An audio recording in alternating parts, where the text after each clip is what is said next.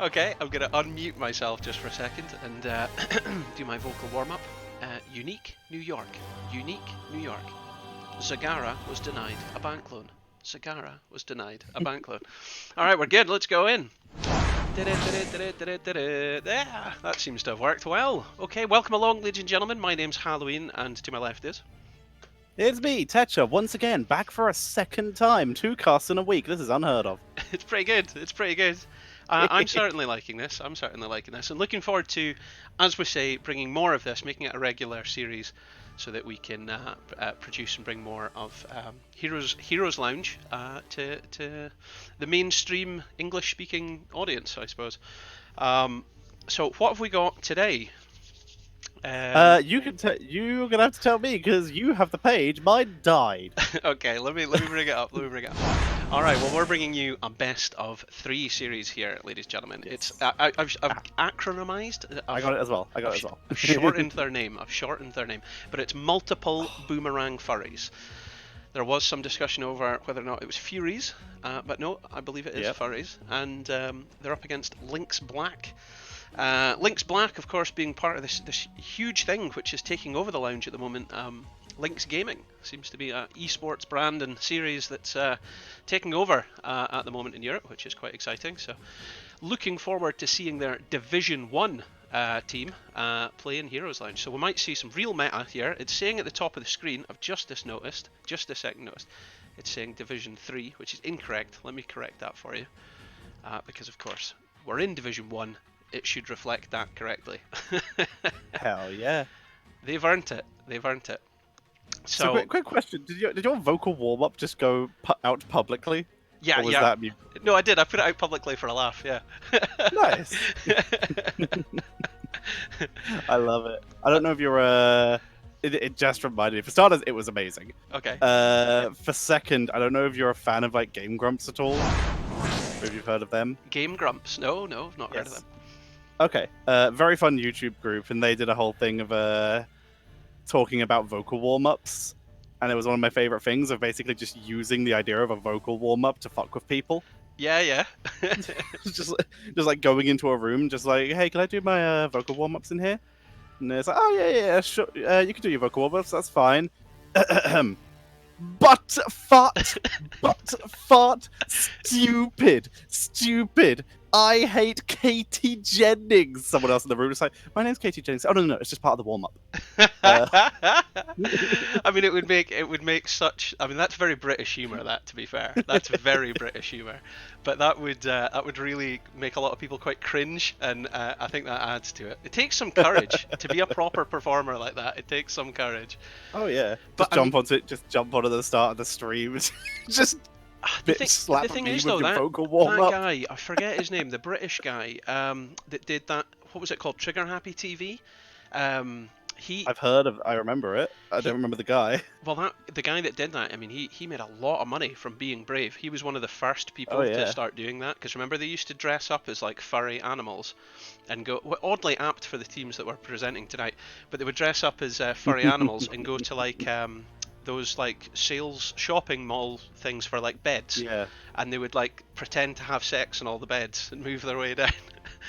Dom Jolly and Sam Cadman. That's who it is, Dom Jolly. Yes. It's the power of the internet coming through again. Hell yeah.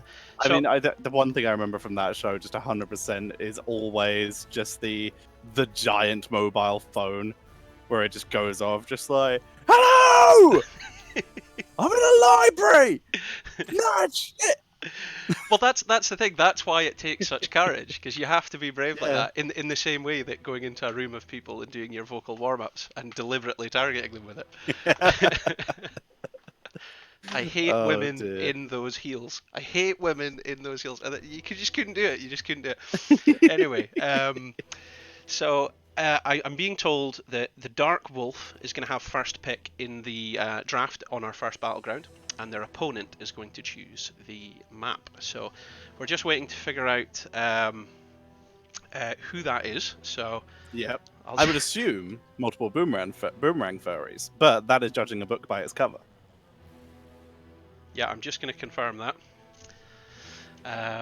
Dom, you so smart. Dom getting the Dom Jolly reference. That's cool. All right, so as I say, we're just waiting, ladies and gentlemen, and then we'll get the show on the road. Hell yeah. I'm excited. So we have another best of 3 today, and again, like you said, we're in Division 1 today, which is, like you said, might see some meta. I think the one thing we can probably be quite sure of is we're going to see less Zool. Do you think we're going to see less Zool? I think it's going to be banned consistently. Oh, of course, yeah. All right, yeah. In the game. Well, I would say then we're going to see 100% participation in the draft. Fair enough.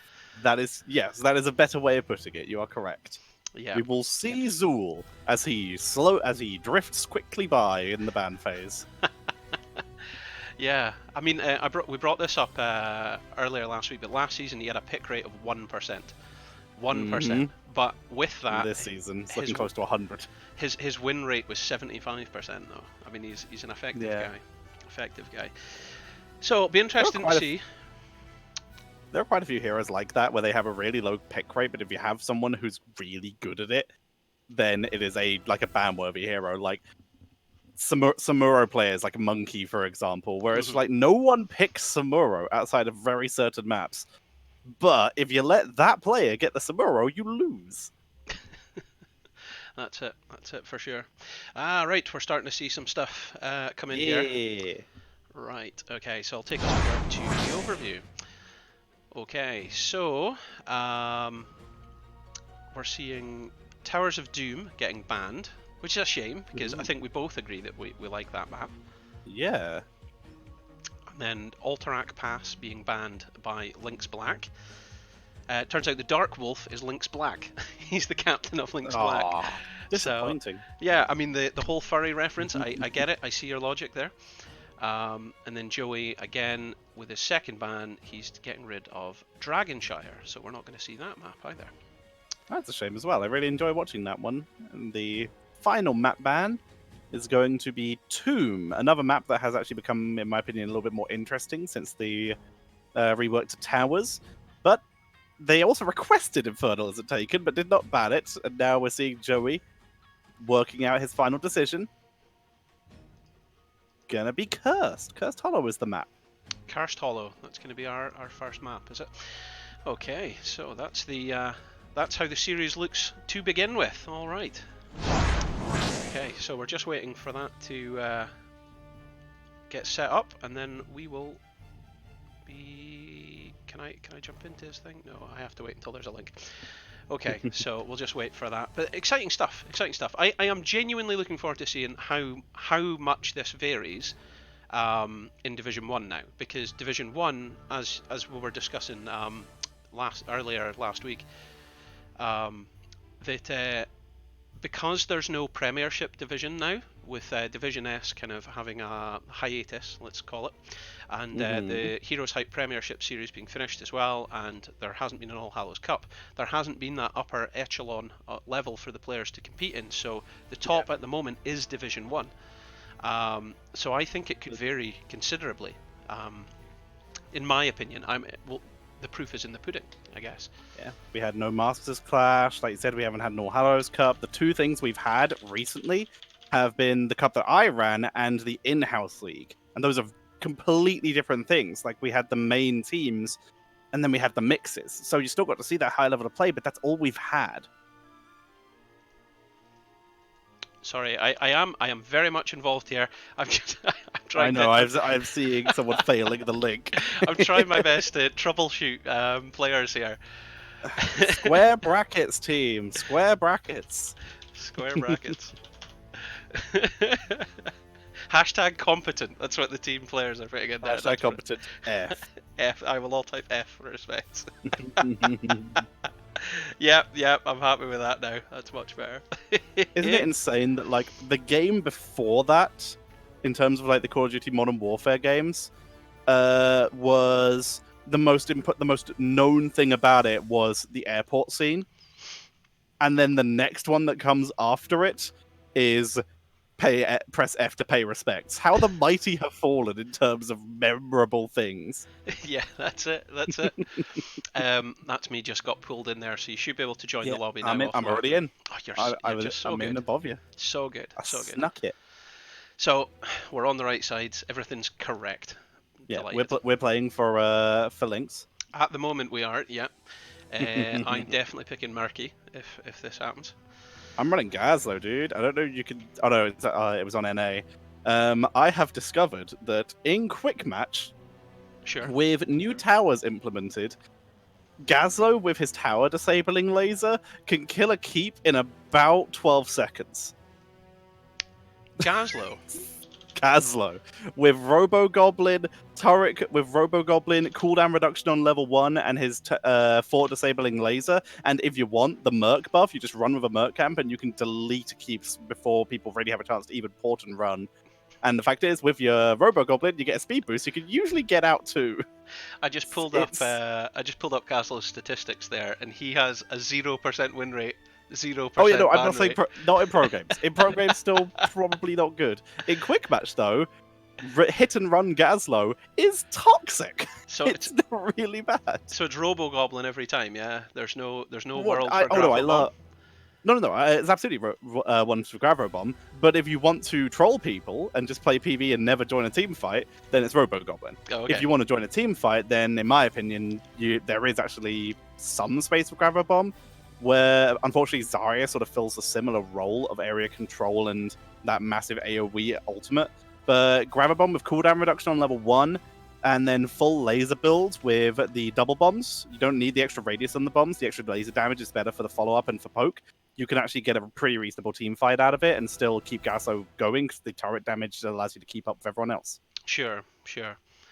I mean, it's... No one's going to play it, though. Too hard to set up. So, I mean, you're over in Phoenix, Arizona at the moment, and you were saying last week that you've been enjoying kind of interacting with the NA community quite a bit recently. I have. And you were saying that there's... Well, hang on, I've got to be diplomatic with this, but were you saying that it's very... the toxicity is very different over there? Is that a better way of putting it? I'm not really sure. What are the differences that you've witnessed between EU and NA? In ranked games, honestly, people type less in NA. I've noticed in ranked games, at least. All right. There's a lot less typing. But the people who do type, it's about equal in terms of toxicity. But the education of the player base, I'd say, a platinum player in EU will understand a basic draft composition. In NA, it doesn't seem to be as much of the case in my experience. Oh, really? Okay. Yes. So there'll be a whole lot of triple damage dealers and stuff like that, whereas in EU, that's more of a rarity. So if you take a plat player... solo tank situation. But if what you're saying there is, if you take a plat player from EU and drop them into NA, they'd likely have a higher rank. I don't know, because weirdly enough, I have a lower rank in NA than I do in EU. All right. Oh, but I'm gonna have to cut you off there. Weird. Sorry, because it looks like we're going into draft. Here we go. Welcome along, ladies and gentlemen. This is game number 1 of our best of 3 series here in Division 1 of Heroes Lounge. My name's Halloween, and I bring to you, to my left... It is Tetcher, and we're jumping into our first game. It is going to be on the left-hand side, multiple Boomerang Furries, and on the right, with first pick in this draft, it will be Lynx Gaming Black. The Dark Wolf, starting off with the bats. That's right, and if you look at the Twitch chat there, you'll also notice that the contest has now started. It's now live. If you think MB Furries are going to take game number 1, it's !bet space A space the amount of points you want to bet. However, if you think Lynx Black are going to take game number 1, !bet space B space the amount of points that you would like to bet. There we go. And with that out of the way, we can see what's going on. I would have bet Dark Wolf was a furry, to be fair. As well. It's almost too obvious. There's a phoenix in there as well. It's another animal. There's a lot of it. I mean, if you really misread it as a bee too, down at the bottom. But yeah, no, we are incorrect. Whereas on the other side, there's not even anything close to an animal. I think these are all fair observations. So Deathwing being banned. There you go. Which is standard good. ban, still very strong. Johanna also the #1 tank at the moment. Not a huge pro ban, but she is just the strongest tank right now, so it makes a lot of sense. I'm going to pull up her statistics, get a look at that then. Will we see a Zul or Rhaegar ban, or are we going to be leaning into more of those damages? Maev, for example, is still very strong at the moment. Going to be seeing Malfurion. Rhaegar and Malfurion have been dominating the hero pool at the moment in terms of healers. So seeing Malfurion taken out pretty early is still very strong, and there goes the classic Zul. Yeah, you guessed it. You called that before we got into this draft. You said there's no way Zul's getting into any of the matches we're going to see this evening. No way. And the only way Zul gets in is if we start seeing target bans. That's the only way we're going to see him at all. Rhaegar coming through. There's been a lot of talk about Bloodlust Rhaegar recently. Seen a few tweets come out since you pointed it out last week. I keep saying last week, it was just the other day. What was it, Thursday? It was. Yeah, still technically the same week. Yeah. By one day. By one day.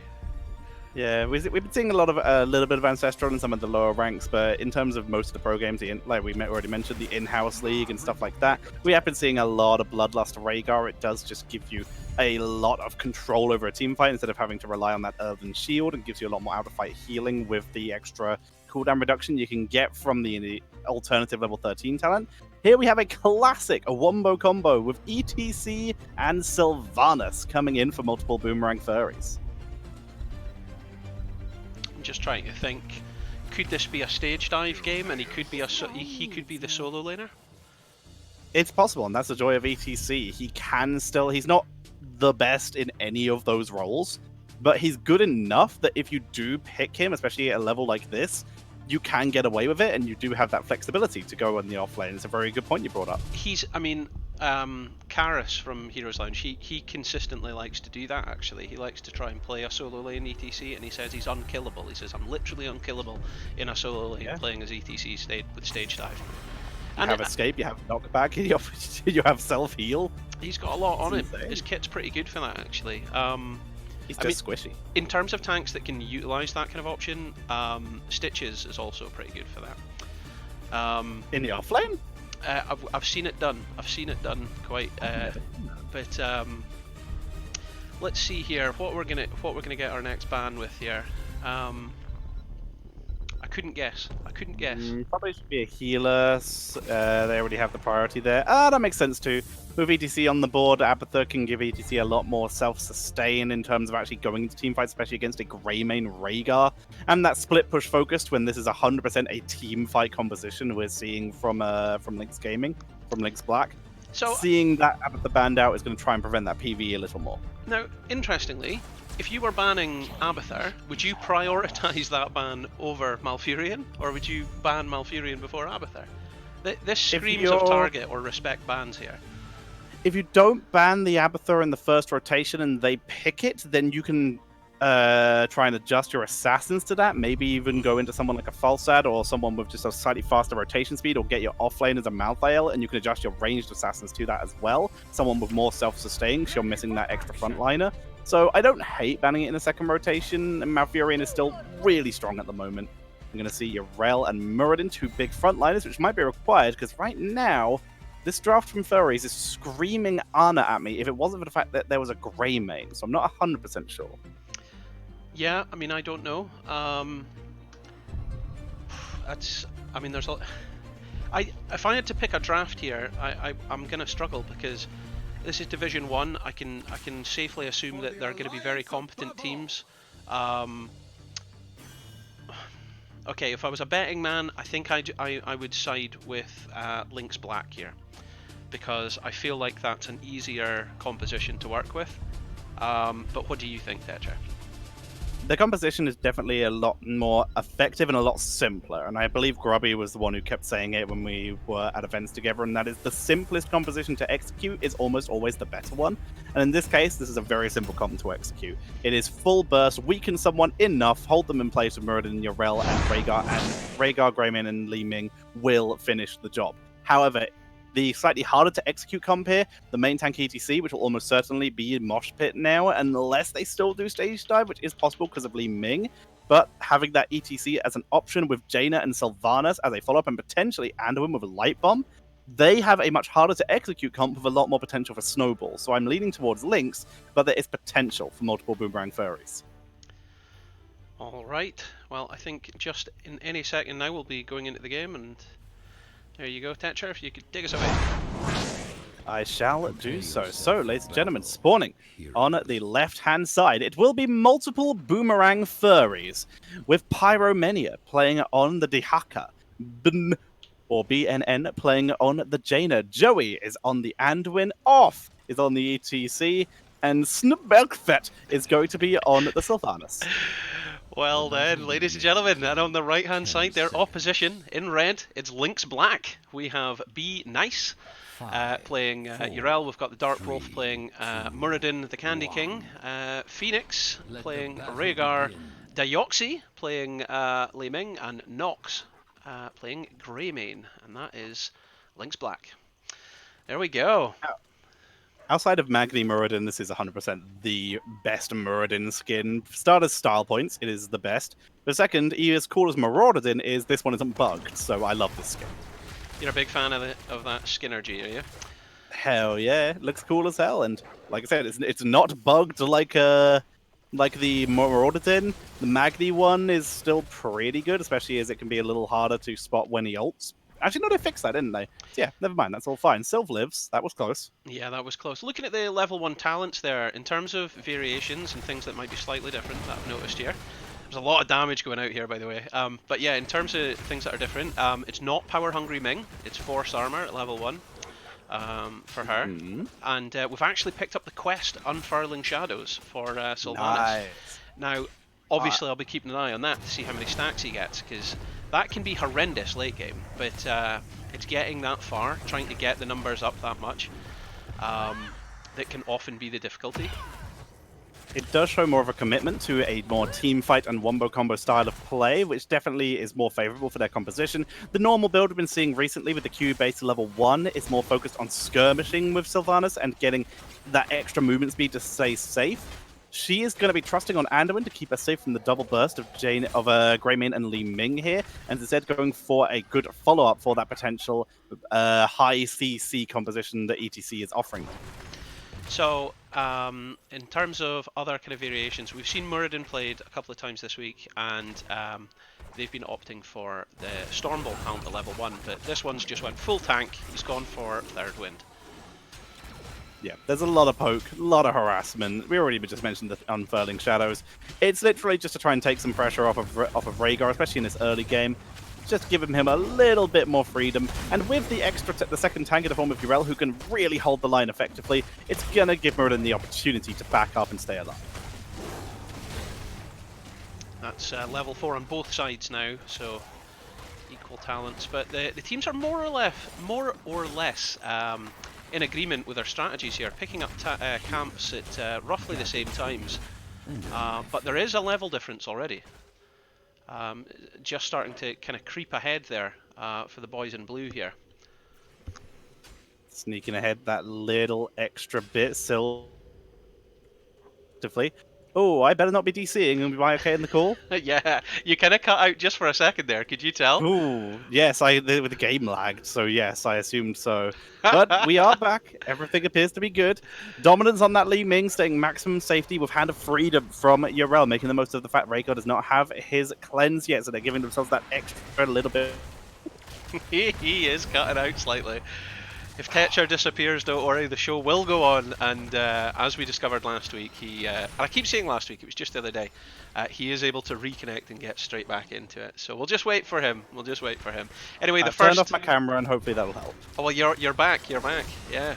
So we're at the first tribute here. Urel in top lane, choosing to keep getting that experience.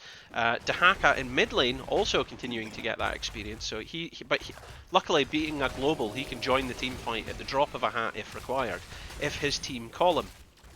Urel obviously doesn't have that advantage. So I think this is just a case of stalling for as long as they can. Dark Wolf starting to take quite a bit of damage. He's going to need to back out a little bit there. Irel might be required here. A bit of an early move forward from Greymane. Nox being forced to back up, but the poison coming from Sylv will activate that. And there's the issue we see here of solo tank Muradin. He was forced to hold that front line, but Irel was back at base. She could not offer him that freedom, that little bit of respite for him to heal up with that third win. So instead, we see Muradin get forced out of lane, and it's Greymane who takes the brunt. For sure, for sure. I mean, that is an incredible amount of aggression from the multiple Boomerang Furries here. Powering down that bottom lane. They hold the lane a little bit, but they are able to back up and play it safe.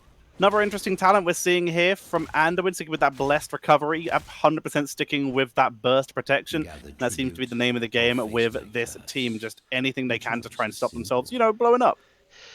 And I think that's probably a wise move when you're against a Lei Ming, because if she starts getting those resets, it's going to be team wipe, baby. Absolutely. You can even see Anduin trying to stay further away from the fight, going with Inner Fire, which is a lot of more of a safer talent than the others. A little bit less efficient, but 100% safer because you just stay that little bit further away, and that is a big deal. Dark Wolf and the boys priming into position, getting ready. Dahaka not with them, but as we've already seen, he can burrow into position. Phoenix starting to cap.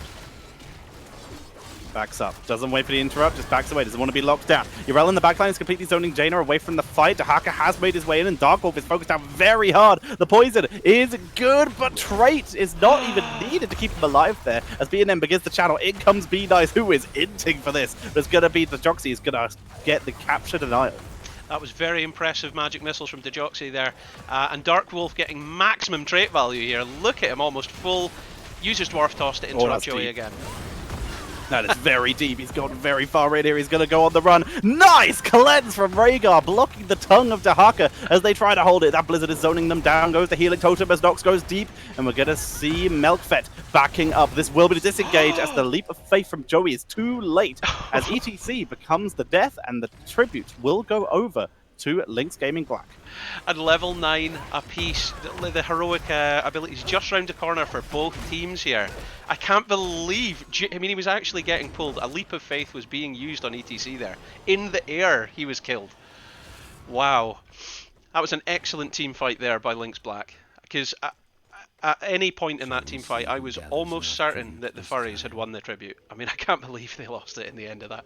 Yeah, very back and forth indeed. Muradin, like you mentioned earlier, making really, really good use of that third win to keep it alive. Here come the heroics. We are seeing that mosh pit, and immediately, of course, wave of force coming up from the Li Ming. But there it is. Finally seeing it. The Bloodlust is coming in. Another talent, though, pre-heroics, I really want to draw attention to Lost Soul. And I understand the idea of combining it with Unfurling Shadows, but that means we're missing that Haunting Wave upgrade to make it much easier to get that full damage output and stack much quicker. This is 100% single target damage over time instead of the massive AoE combo that normally you would see from a Sylvanas. Both teams, of course, trading bosses there. It's one apiece and all to play for, so we'll see how this goes. Structurally, the game's neck and neck, and it's one takedown each. So neither side giving an inch so that their opponent can take a mile at this point. Be nice, cleaning up as best he can. He is not a boss killer. He was never made for this, but he's going to do his best, try to hold the line, and he's delayed long enough clearing out the minions for the rest of his team to show up. And now Greymane is here. There should be no trouble at all to clean this up. Well, I mean, the thing is, the Furries are able to kind of allow the top boss to push for a little while because they still had their towers, but the towers bottom were already taken by excellent pushing from the Furries. So that means that Lynx Black had to react quicker. Gather tribute. Next tribute in bottom lane here. This will be the Curse tribute for Lynx Gaming. Multiple Boomerang Furries, though, they have all their heroics. Dahaka is cleaning up top lane. Again, he can come down with Global, and everyone else, except for Off, took a very safe rotation through the lane. Off just went straight through the jungle. Could have easily been punished if that area had been scouted, but he will stay alive, and he is here for the fight. Dahaka doing his best to try and save top 4 before he makes his way down, but this could be our first full team fight with all heroics available. Phoenix starting the cap. Dejoxy throwing out a massive orb to try and zone. In comes Be Nice with a swipe. Way too late. Light Bomb comes out. Burrow completely missed. Wailing Arrow, full disengage. And That was just way too slow on the engage. Here comes the Bloodlust. They're going to try and chase it in with the curse active. There's no gate to stop them, yet they're still way too cautious with this. Yeah, I don't know. Be Nice is saying, go, go, go, get him, get him. He's diving, but they're too late. They're too late. They're going to get the fort easily, but I think they could have had more with that. You're right, Tetcher. They should have been a bit more aggressive. Red team has Much more decisive. Someone made the shot call there. Rhaegar hit R. That is the key to go in or to go out. You can't hesitate, and you can't just hang around when you've used that Bloodlust. It is too strong to let go to waste like that. It's bold advice here from Tetcher. Mid lane's gonna fall of its own accord, it looks like, with Be Nice staying there. He's now roaming up to top lane. I think that's it. They're bugging out. They've taken the lion's share of this curse. Try and steal this mercenary camp. Off is coming in again. Mosh is still available, and Lightbomb's already back off cooldown. This could turn into a disastrous fight. There's the Cursed Bullet coming out, but Off is still going to push up through this. They're going to be able to reclaim their own camp at minimum, but I think Off might have overextended here. He will back out, but that is another burnt light bomb with 0 effectiveness. Well, I mean, you're saying 0 effectiveness, but I mean, when it's deployed, Lynx Black have to retreat. They've never been caught in it because they have to retreat. So as a zoning tool, it's very effective. Do you mean like a zoning mosh? Yeah. Just with a shorter cooldown? Well, if that's the case, then a lesser value. That heroic down for 45 seconds now, which is completely allowing Lynx to just move on the map as long as they know where ETC is, which they do. So they were completely able to just clean up with 0 fear because they are now in no danger of getting caught out as a team. I mean, there is quite a distinctive structural advantage to Lynx Black here. They are starting to take the lead here. They're just bearing in mind and reminding the viewers here, there has only been 2 deaths on the board so far. Only 2. 1 each. It's 1 apiece and all to play for. But wow.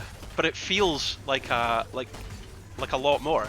It really does. It is very strange. We're going to be seeing Remorselessness for Sylv, Primal Rage for Dahaka. Classic talent, very fun these days. Really good for that backline murder, especially on someone like Li Ming, who has now got Illusionist. Going to be really hard to lock down. And Muradin, healing static. It's going to be so hard to kill him. Finally, getting some Sylv value onto new forts as we see a fort finally taken. They're still going.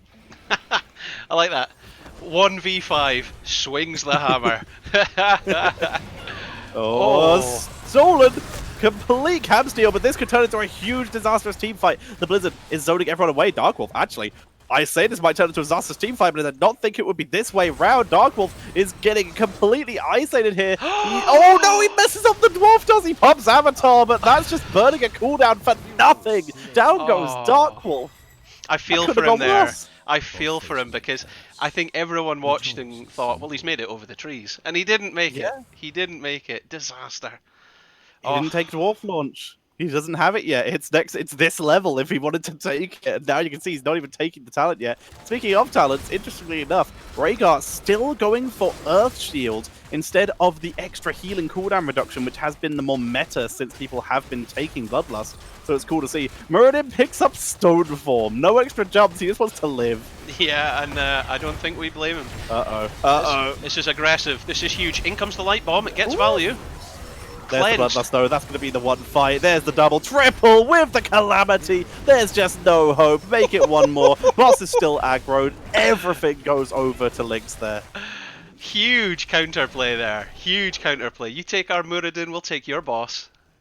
Because that was very aggressive. I think for the last 2 camps in a row, the Furries stepped up and stole them off of Lynx Black. So this time they got even. Wow. That was brutal.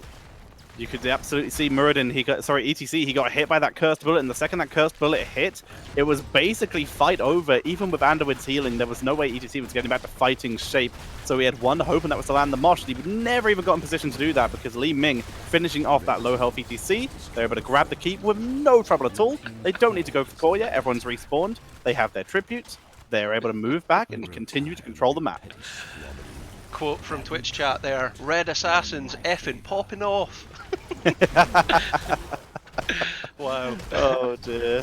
Going to be seeing the camp stolen away, like you said. Continuous camp steals from Lynx. They are in control of this match right now. 2-level lead. Boss available. Tribute available. They are going to try and race to get both, or are they going to give up the tribute? They're going to give up the tribute. Oh, yeah, I definitely. think they might send someone down, so they just go straight for the boss. They're going to try and just control the keep set. Yeah, I mean, remember, this is going to be pushing on to top keep here, so they can afford to give that tribute easily. Easy boss capture here. Muradin, you can see, not even in this clear. He is completely scouting out the surrounding area, making sure no one can sneak their way in at all. Holding that bush, making sure no one even grabs the vision camp. We're going to be seeing a bruiser camp taken in the middle lane to try and get some counter pressure on the map. Again, it's only wombo combos that are going to get multiple Boomerang Furries back in this game, but they have the tools. They just haven't even had close to a chance to use them yet. Looks like some Korean bush meta getting set up here. In he comes, Dark Wolf jumps. It's a swing and a miss. Swing and a miss. Oh, okay. Oh, okay. I don't know if you saw that, but Silver's stuck in a haunting wave for a second after getting Leap of Faith. But she was able to pop out. She is back to normal. Off. Jesus, he very nearly overextended there. Fountain going to be taken out by Li Ming and Greymane from the side. Boss being weakened to keep down to half health. They're going to try and go in. Here comes the light bomb, only catching one. Wave of Force is used, but that means it's not available to stop the mosh pit. They're going to try and push forward. They get the size with the Wailing Arrow, picking off one. Muradin completely surrounded, being locked down, but he's too tanky with that stone form. The Bloodlust was deployed there, but this is for a retreat. It's a retreating lust, as it were. I have the bloodlust, meaning I want the blood to stay in my body, please. We're leaving. We're going to see the tribute getting channeled in, and he won't get it. Interrupted by Pyromania. Moving back in. There's a 4v5 right now in favor, finally, for multiple Boomerang Furries. Off will zone away, and they will get not only the tribute, but finally, they will get themselves a curse. No, he cancelled the channel. But remember, this is fighting into storm talents here. Oh, the repulsion! Huge repulsion value there, coming in, stopping BNN. It's just buying them time. They're just trying to get Yrel back on the battleground here, so then they can carry out this defense. This is going to be an important defense here for Lynx Black. This is game-changing, actually. Massive play here by the Furries. The Furries, they had an option there. They were thinking about trying to rush in and do the tier 2s, but the only way that would have worked is if they went through, broke through the wall, ran to bot lane, killed the keep there, and then went for core. That's the only way that could have worked for them, but instead, they take the more sensible decision. They're going to go for the fort to get that XP over time. Blends came out onto the Dark Wolf as Joey is getting focused down. Moshpit is dropped and interrupted, but the Light Bomb is much better. Huge damage with the Wailing Arrow. No, sorry, the isolation onto Yrel there as Muradin is in that backline, making the most of hitting side. Bloodlust is dropped. Muradin is not hit by it, but everyone is so split. Wailing Arrow is fantastic here as Off forced to disengage. Great grab, but it's onto the Scarlet Defender, and Jada is in a terrible position. Will get killed off. We're just waiting for the Ming resets to start popping. She got one kill, in comes a repulsion. We're looking for a second kill here. Good dodge. Oh! These Leap of Faiths are being fantastically deployed. Oh that my was gosh. a decent retreat commit. For starters, disastrous, waste of a curse. For second, the retreat was good until Jaina peeled off from the rest of the team. She went down, ice blocks, and there was no completely escape. nothing No she escape. could do. She shut herself off from the team. Yeah, she was. It was a pincer movement by Lynx Black to cut them off. But like you say, I mean, that was an important moment for them, and they had a curse. They could have got some more structures, and they didn't. They're still fighting out with a storm talent as well. So this is bad news bears for the Furries. It's going to be difficult to deal with this. Jaina back in 1 second will be available here, but Mosh Pit, 42 seconds. We have seen 2 Mosh Pits all game.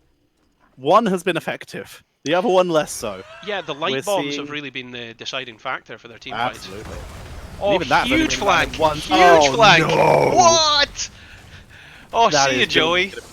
Now that's the reset. It's 3. done. Game over. Easy kills. In comes a Bloodlust.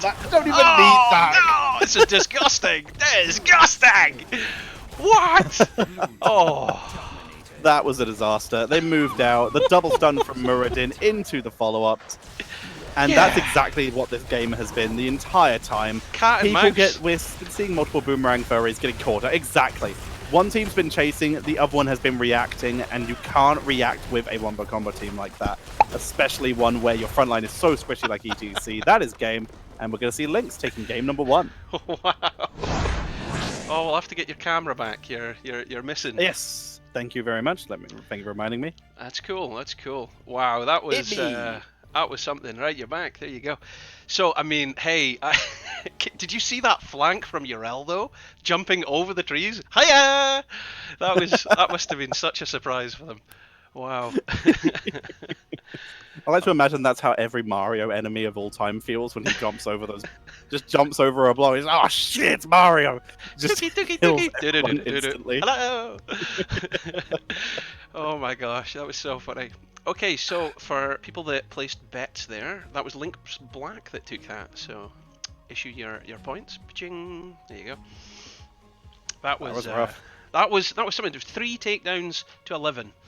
But there was moments there where it really felt like the opposing team, the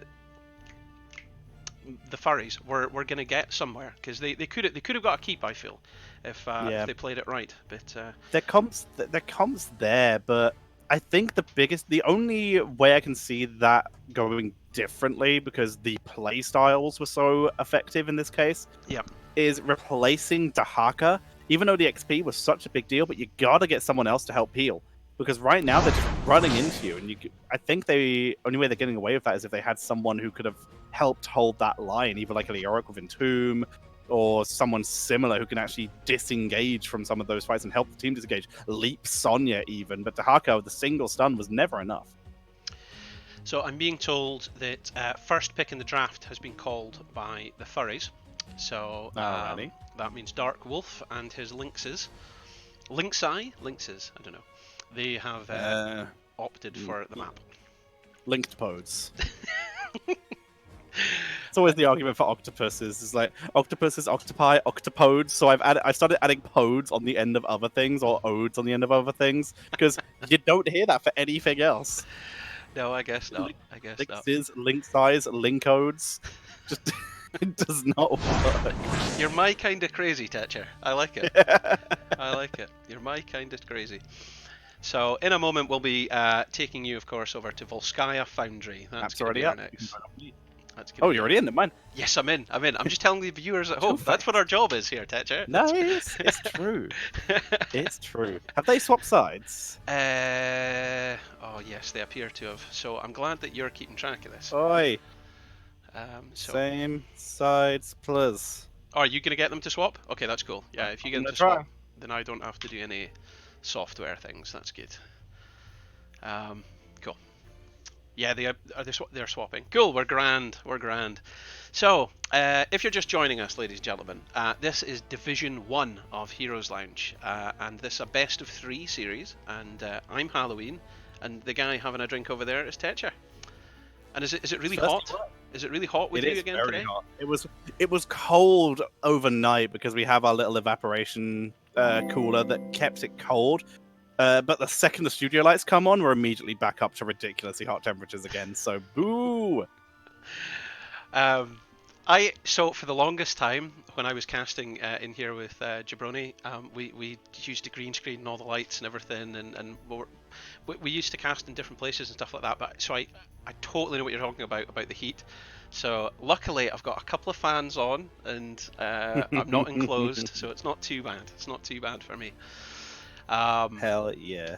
I mean, I'm sure you might have know my consistent issue back when I first moved out, because I've told the story before. While the teams are just readying up, when I casted for China and EU Open originally, I was casting from home without a webcam because my internet was too slow. Oh yeah. Blizzard then told me, you either get good enough internet or you are not working here anymore. What? So they told me that on Christmas Eve. Laying down the law.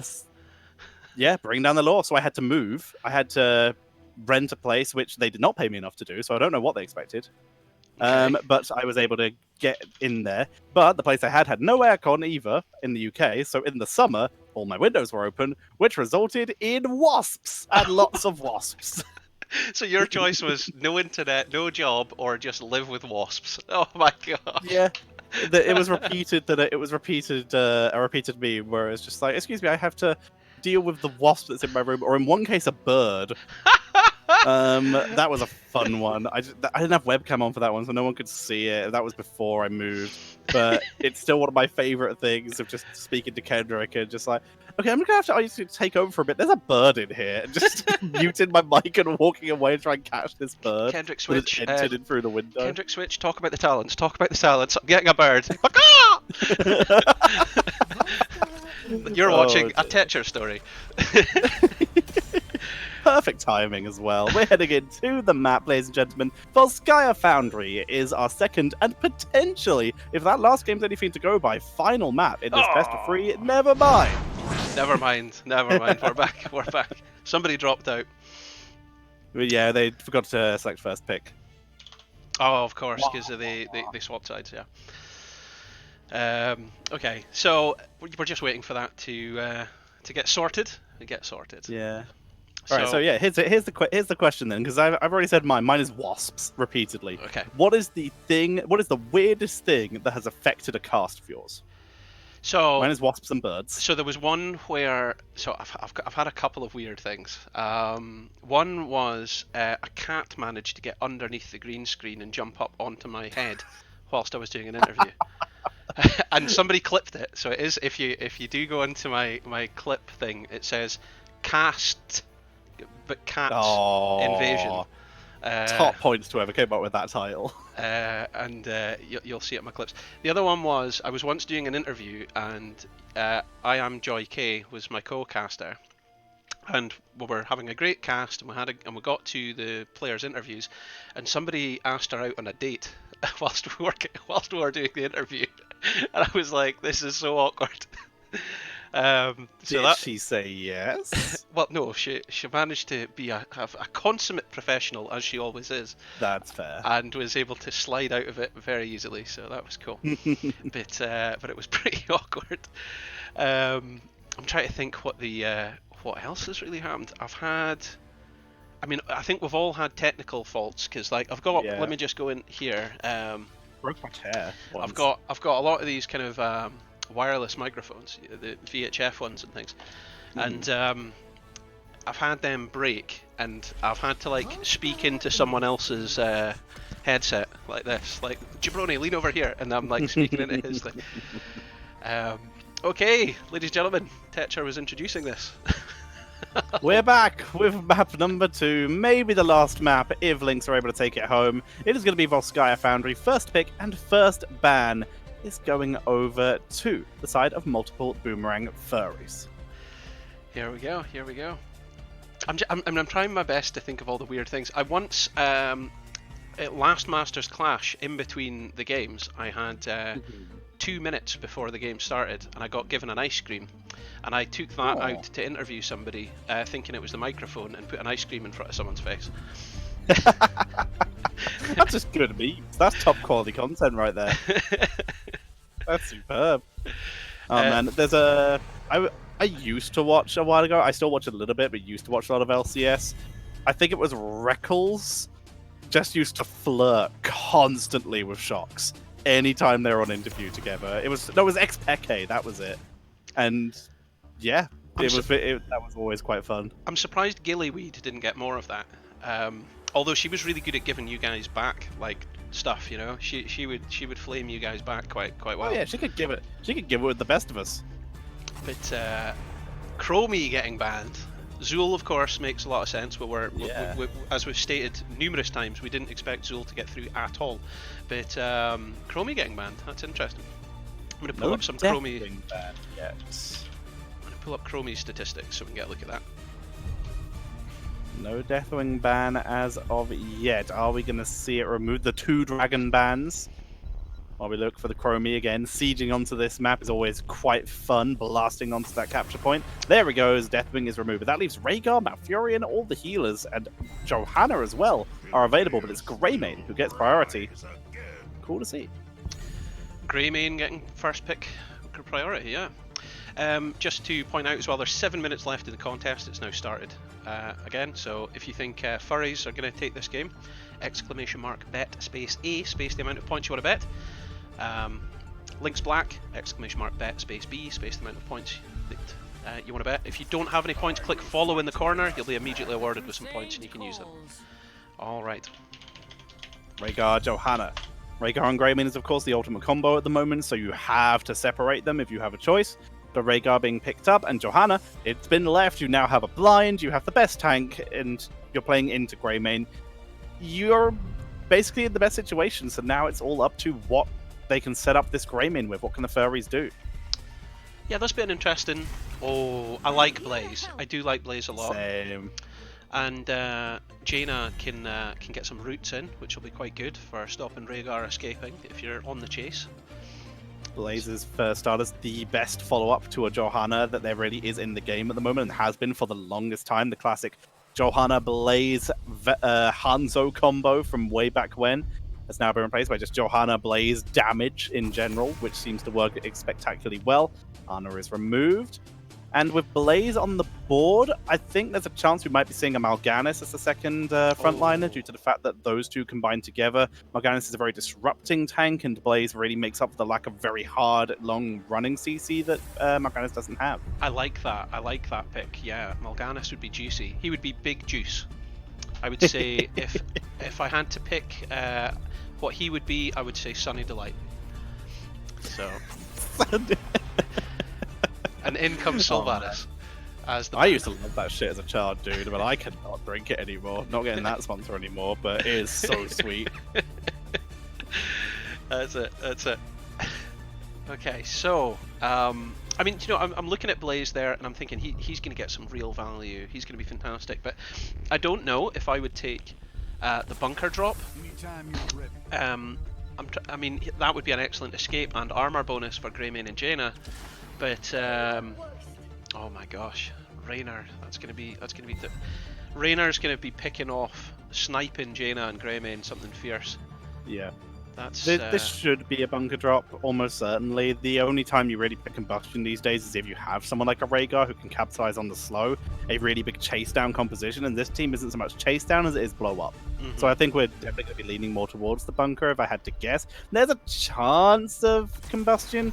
If so, they'd need a bigger lockdown tank, and this is not the choice. Varian, though, is a cool choice. It's the exact same idea that we had behind the Mal'Ganis, only with a more single target focus as opposed to a AoE disruption. I mean, we've got the stay a while and listen potential, and you've got the roots as well coming from Joey's Deckard here, so that raises the chances of that combustion. Well, that's kind of what I'm thinking. So, like, you've got the root, you've got the seal, so you can keep people there. Your Ring of Frost drop on top of it as well. You've got a wombo combo. Shit! In comes Deoxy. I'm gonna say Deoxy. Deoxys. From the moon. There you go. He comes in as Hanzo. He's a known Tracer player, by the way. That's what I'm being told. So, but he's picking Hanzo. Okay, Tetcher, whose draft do you prefer? Who are you picking? Definitely multiple Boomerang Furries. I think their draft has a lot more potential to actually work. However, Bloodlust is always the wild card. There's significantly more actually. If you don't have the full burst, Raynor can still carry a fight, and Hanzo, if they play it right, will still work out well enough, even though I thought he was dead. Haven't seen him for a while. But in terms of a easy comp to use, I do lean more towards the Furries, because Varian hit R, Greymane, Jaina hit buttons, kill is acquired. I'm just trying to pull up Raynor's statistics there, but we don't have enough time because we've got to go in. Welcome along, ladies and gentlemen. This is game number 2 of our best of 3 series. And here we go. On the right, in red, it's Lynx Black. We've got Phoenix playing Rhaegar. We've got Deoxy from the moon playing Hanzo. We've got the Dark Wolf playing Johanna. We've got Be Nice as Yrel. And Nox playing Raynor. Tetcher. And on the left-hand side, it is going to be multiple Boomerang Furries with the most appropriate name choice. Pyromania going to be playing on that Blaze. Joey is on Deckard Cain. BNN is bringing out the Jaina. Off is on the Varian this time. And SMP Melkfett is going to be playing the Greymane. There we go, and that's our teams. Let's get a look at those level 1 talents. And looks like we're going to go for the Q build on Hanzo. No W's here.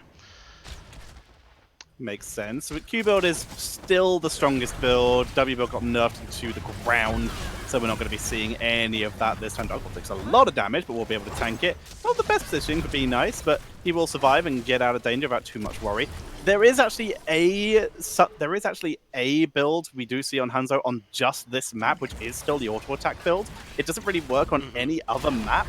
But on this map, with the ignore all distractions, the attack range you can get by attacking minions in mid lane allows you to reach almost the entire objective while staying in lane without putting yourself in danger. It's the only map it works on, but the Q build burst damage is just too good to ignore. That's very interesting. Good insight. See Hold Your Ground getting picked up by Johanna there. Karis, whenever I cast with him, he advocates that so feverishly. He's like, it's really good. He says, why would you take anything else? You're a tank, so give yourself more tanking ability. 60% extra shield is you being a tank. So, over Laws of Hope. But you do see a tremendous amount of Laws of Hope getting picked up. Yeah, Laws of Hope is better when you're against poke teams, but Hold Your Ground is so strong, and if you really want to do memes, you could combine it with Fanaticism, which is hilarious. Seeing a Johanna sprinting at you at 100 miles an hour is quite scary. The crusade marches on! And she's learned how to jog. We're going to see Dark Wolf getting focused down again, but it's Johanna, no one cares. She can just iron up and walk away. So, yeah, I mean, both teams kind of rotating mid-top here, but Yrel kind of spending quite a bit of time in the mid lane, and not just staying in the bottom lane there, which is the only strategic difference really that I can discern between these teams. Yeah, Yrel has a little bit of a faster wave clear than Varian, so she's making the most of that right now. Trying to just clean up and get that double rotation in. Adhesive Petroleum and Neural Stim Pack coming in for Blaze. Both of these a little bit more out of the ordinary. Neural Stim Pack, sorry, isn't out of the ordinary, but Adhesive Petroleum isn't actually that usual, where you see a lot more of that extra area for maximum damage output in team fights and maximum slow output outside of them. I think it's the slow, Chris. Tetcher, sorry. I think that's the thing that's going to be the defining feature here, is because that leans us towards the combustion again. Oh, it really does, dude. Every sign's pointing towards it, and that's why we know it's not going to be picked, because cast a curse. Yeah. It's gonna happen. We're Calarising it. That's what we're doing here. We're mentioning it too much, so it's not going to happen. I mean, I spent years and years saying, please pick Reign of Destruction on Gul'dan, and not for any other reason than just because it would be different than Horrify. And then Blizzard, you know, recently with their patches have made it viable. Oh no! First blood. He didn't drop the Healing Pulse. Healing Pulse stolen by Off here. Also, just on the thing you mentioned, I find it kind of funny that Kalaris' most defining feature as a caster in Heroes was being wrong consistently and getting core curses. Yeah. I think this is going to happen. Well, now the opposite's happened, but it's interesting. Victory Rush coming in for Varian here. Why? Oh yeah, Victory Rush. For a tank, Varian, he's trying to give himself a bit more heal potential. He's obviously not expecting it from Joey. But your auto attacks are good anyway. We're going to be seeing him move in. He could have just gone for the extra sustain on the auto attack. Instead, he's going to be just trying to stay near the minion wave and take the fights. This is fine in mid lane, but bottom, top lane, that's going to be a bad time. We're going to be seeing them try to hold it, though, continuously, dropping those blocks, trying to hold the line. Dark Wolf very far forward. Be Nice. Gonna try and isolate Off here, but Off with that deflect is just too hard to take down. They're on the overtime though, and they will be forced off. That's Lynx Black managing to hold their ground with Johanna holding her ground on the control point. Now the thing is, we do have two camps on the side of the Furries here. They do have the turret and they do have the support camp, so they can drop both of them on here and sit pretty. Out comes the Blizzard. Seems everyone else disagrees with me on Victory Rush. I can only go off what I've seen. Every pro player has played Varians as the Dawn of Time pick. But here we go, Off pushing in, and they're able to pick up the Yrel very quickly. Dark Wolf dropped very low. Will he have the cooldown? No, he won't. Gonna be taken out by Varian. Wow, that's it. The Furries managing to step up against their Dark Overlords, and that's it. This is getting exciting. I'm getting excited, Tetcher. It is getting very exciting. We might actually see a game 3 this time. That's kind of what I'm thinking. I don't disappear halfway through the game. We're going to be seeing the Protector with just Blaze Gonna run his way up, no one on board, which means none of that extra armor, so it takes a little bit of extra damage.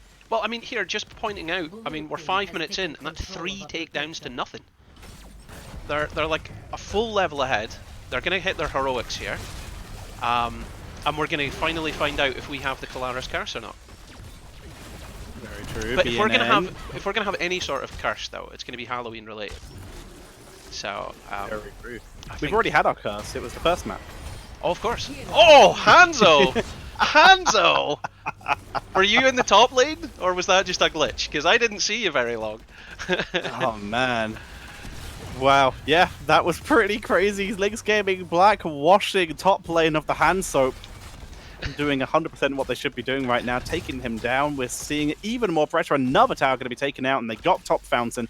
The most important part of these early pushes, preventing that extra healing on the next objective. Okay, I'm going to let you say it. I'm going to let you point it out. The heroics. It's going to be bunker. It's going to be bunker. And it's like not we said, we knew it. We knew it. Water Elemental coming in as well. There is no wombos in this at all. We're going to see the retreat coming out. There is Bloodlust, not going to be used here. Pyramidia gets the bunker. This is the joy of bunker. Charges right back into death. Gets back in the bunker to dodge the arrow. Pyramidius. How is he alive? That was incredible. No, he deserved to die. That was, I mean, he needed to die. It would have caused post-traumatic stress disorder on some of his opponents if he didn't die. But definitely, you know, shout out to Pyromania there, because he dodged an arrow by going in the bunker. That right there is why bunker, not the arrow dodging, but just the fight in general.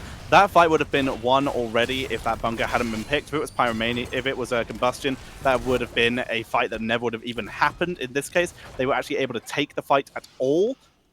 Didn't work out in their favor, but there is a reason that bunker is still picked so consistently over combustion, unless you have a comp built around getting that combustion off. That's the bottom right fortification camp getting picked up at the same time as the top left siege camp. Both teams posturing in position now. Now the game's dramatically changed off the back of that team fight now. It's looking a bit more even. Yeah, levels have evened up. Kills still in favor of multiple Boomerang Furries, but that comeback XP is quite a big deal. It's still weird to me that they could have double the kills of their opponent, have taken more structures, and they're still behind. This game is weird sometimes. It is weird. It's weird. Now, Varian, interestingly, you know, whilst originally pegged as the solo laner, is now in the 4-man, and Blaze Pyromania is apparently now the solo laner. They've changed their formation, and I'm unsure. But Varian is able to hold the lane in the early stages of the game well enough. He's not got any reason to clear it really fast. All he has to do is to hold it and not let it crash into towers. Blaze has significantly faster clear, which is what allows him to double lane in the late stage. Oh boy! Bloodlust coming out, but that's a great charge by Blaze to buy time, but it's not going to save Joey, as they're going to lose a 2-1. He's trying to pick up the support camp. He gets in the bunker to buy some time, but Pyromania is isolated. His team is dead. He is going to go down, and that is a stolen support camp. That was horrendous. Can I just point out, did you see Be Nice on the massive flank? Like, it was such a big flank. The Dragon's Arrow managed to connect, giving a huge stun, but then they also had Urel's swipe just for a bit of added CC there, and I think combined just goes for an excellent team fight. Very nicely done. We're going to see top 4 getting focused down. There, suddenly Lynx are back in the driver's seat, taking full control. Everything is going their way. You mentioned that Dragon Arrow. It's still such a short cooldown as well. It will be ready before there's really any contested even. And that is what is going to be a huge problem here. Going to see a turret camp being picked up. A fortification camp taken out to pick up the turret. Shattering Throw coming in for Varian. Shield Burst. He wants to counter Johanna. It's so rare we see this talent. That's really cool. Well, I mean, do you know, I'm just thinking about this. I think they've played their hand too early. Lynx Black. They've lined up their kind of their CC chain, which is the arrow and then swipe from Urel. So if they can somehow avoid that arrow early on, or bait it out. Oh, look! They shattering throw the shield, which means he wasn't unstoppable anymore. Cleanse has to be used. Johanna is focused and killed off. Varian! What? It's very rare. Throw value! It's very rare for you to see a Johanna just 100 to 0'd like that. That is huge play. Huge play. Well done there for the Furries. They're now in a position to potentially win this objective. Big plays by just them. so people know, the unstoppable for Johanna for her Iron Skin is only active while the shield is there. Shattering Throw does 2,426 bonus damage to shields on the activatable. He can just destroy shields in one shot. And that is the idea. He was able to burst through it, which means no more unstoppable. Cleanse has to be used. He can actually taunt Johanna. And that allows him, with his incredible burst team, to actually pick up a kill on one of the tankiest tanks in the game. A clutch counterpick coming in here from multiple Boomerang Furries. Yeah, but remember, that Johanna also has 60% bonus on her shield. Like, it's a massive shield. Yeah. And even with that, they were still able to just destroy her. They gave up that objective, by the way. They just walked away. They said, listen, they've got 16s. We don't have that. That talent advantage is too great for us to risk it for a chocolate biscuit. So they backed off. Thanks, Dizzy Rascal. We're going to see mid lane being the late end of the game.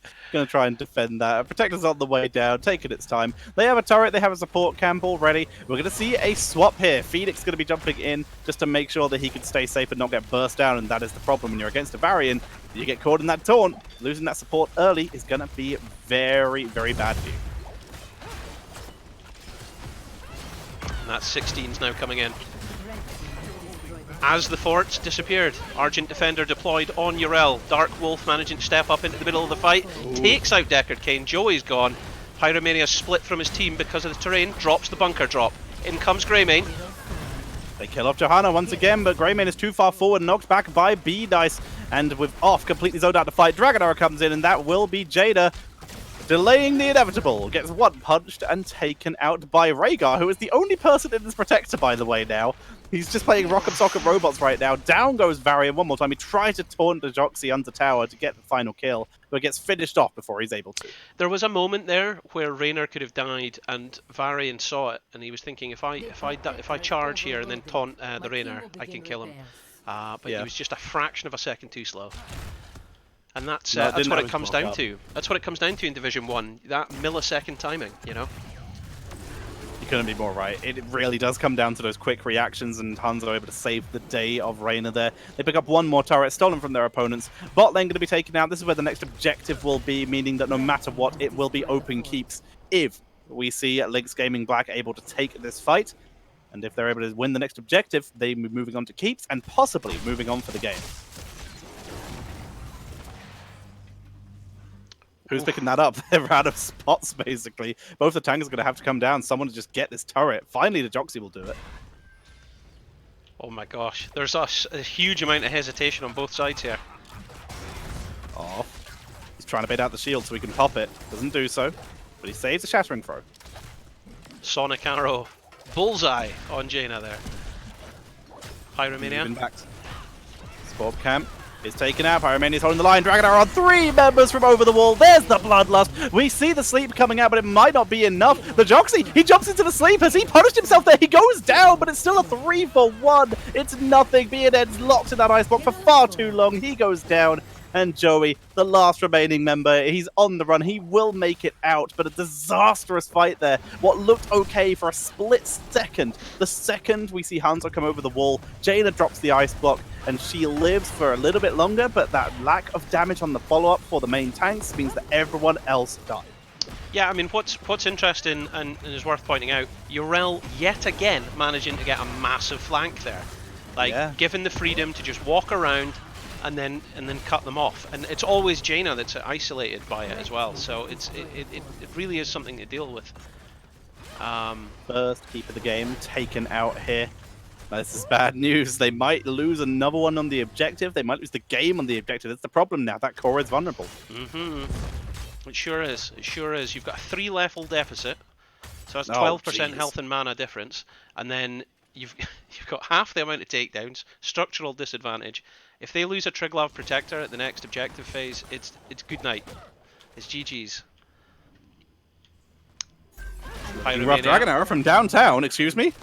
Whoa! Okay. Oh, alright. Dragonara is on cooldown. That must be a misclick. I assume so. I assume his team were hanging around. I think they were maybe looking to actually follow up on it, but may not have been a misclick, but it was sure as hell was a miss. Catch him, catch him, catch him! Off, caught him! There's the taunt. Where's the follow-up? Oh! That was your chance. Oh, they've rotated. They've rotated. That's game. Sleep comes in. That will delay it. Oh, are they going to get out? Milkfed backing up BNN. There's the Bloodlust chasing in. BNN's going to go down. They turn around for the fight. Milkfed's going to be taken out. That's game. They're losing this fight. Scatter finishes the job. We'll see off focus down by Reyna. He buys time, but it's nowhere near enough. Ancient Blessings does nothing. And we see Pyromania completely surrounded. Doesn't even get bunker off. Easy fight win. Complete wraparound. Punishing the overextension. They move up through top lane, and that will be game and series. Do you know, I've got to say though, like they had an opportunity there with Hanzo, and I think they were right to take it. They were right to take it. But unfortunately, yeah, that's it. Team Cummins in. It's GG. Focusing down the core. Game number 2 and the series going over to Lynx Gaming Black. Yrel going over to the other side. One more Dragon Arrow for good measure. Nicely done. They're able to win the game, and they move further up the board in Division 1. In Division 1. So, yep. let me just hesitate for a sec. Hang on, there we go. Here. That's what I was looking for. Alright, so that was 19 takedowns to 7 there. That's quite a decisive difference. Reyna and Rhaegar didn't die at all. Damn. That really was insane. A very dominant performance in the latter half of the game. The early half of the game, it worked well. Varian was always a little bit further ahead from his team, and I don't think that was his fault, because like you mentioned, his executions and calling of when to kill people was actually on point. His team was always just too far behind him. They didn't react fast enough. I think that's all very fair to say indeed. So, I mean, there you go, ladies and gentlemen. Another quick series by us. Another quick series. Very different type of games there, though. Very entertaining. But nonetheless, quick series. So I just showed, for the viewers at home there, the completion of the overview. So that was 2-0 to Lynx Black. Well done. GG's to them, and commiserations, of course, go out to their opponents, the multiple Boomerang Furries. But it'll come around for them, because boomerangs do that. So there you go. There you go. So boo and hiss. Boo and hiss. So Tencher, you've got a Valorant stream today. Is that what you were saying? No, I don't. That was yesterday. Oh. I was supposed to have one today, but I was not chosen to cast it, unfortunately. So do you? Let me. If I can bring up the calendar, do you have time for maybe one more series? There's no pressure if you don't. But because I don't even know if there is another game. Let me just check. Because I can be right back quickly and ask Dakota if she had any plans. Okay. Wait, is this? Because we only have one streaming PC in this house. Oh, I see what you mean. Right. Well, what we'll do is we'll go for a quick break, ladies and gentlemen. Don't go anywhere. We'll be back in a few minutes, and then we'll see where we're at.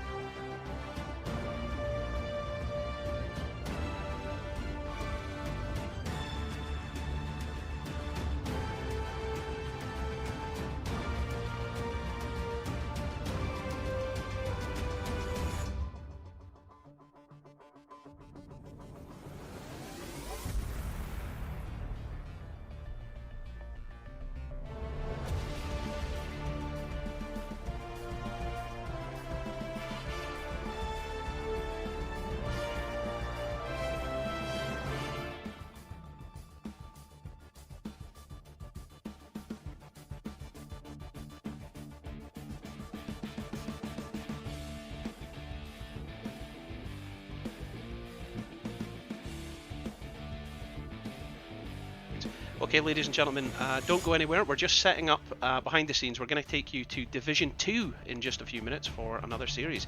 Another pretty good group of players, so looking forward to that series, and we'll be right back. Don't go anywhere.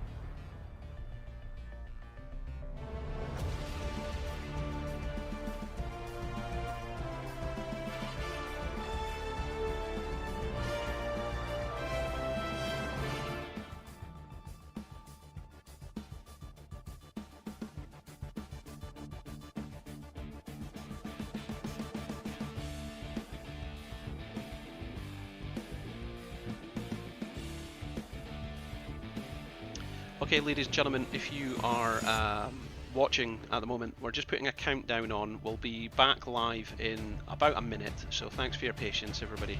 We'll be right back.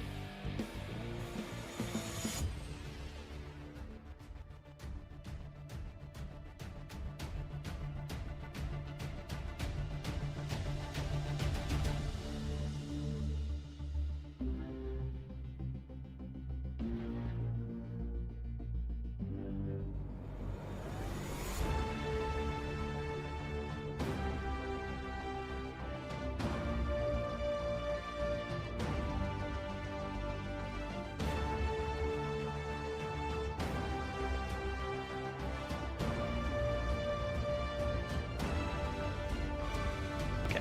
Alright, I'm being reliably informed, ladies and gentlemen, welcome back. I'm being reliably informed that we can fill time. So, here we are. Okay, welcome back, ladies and gentlemen. My name's Halloween, and to my left is... It is Tetcher. Back again for one more series today, hopefully, if the teams show up.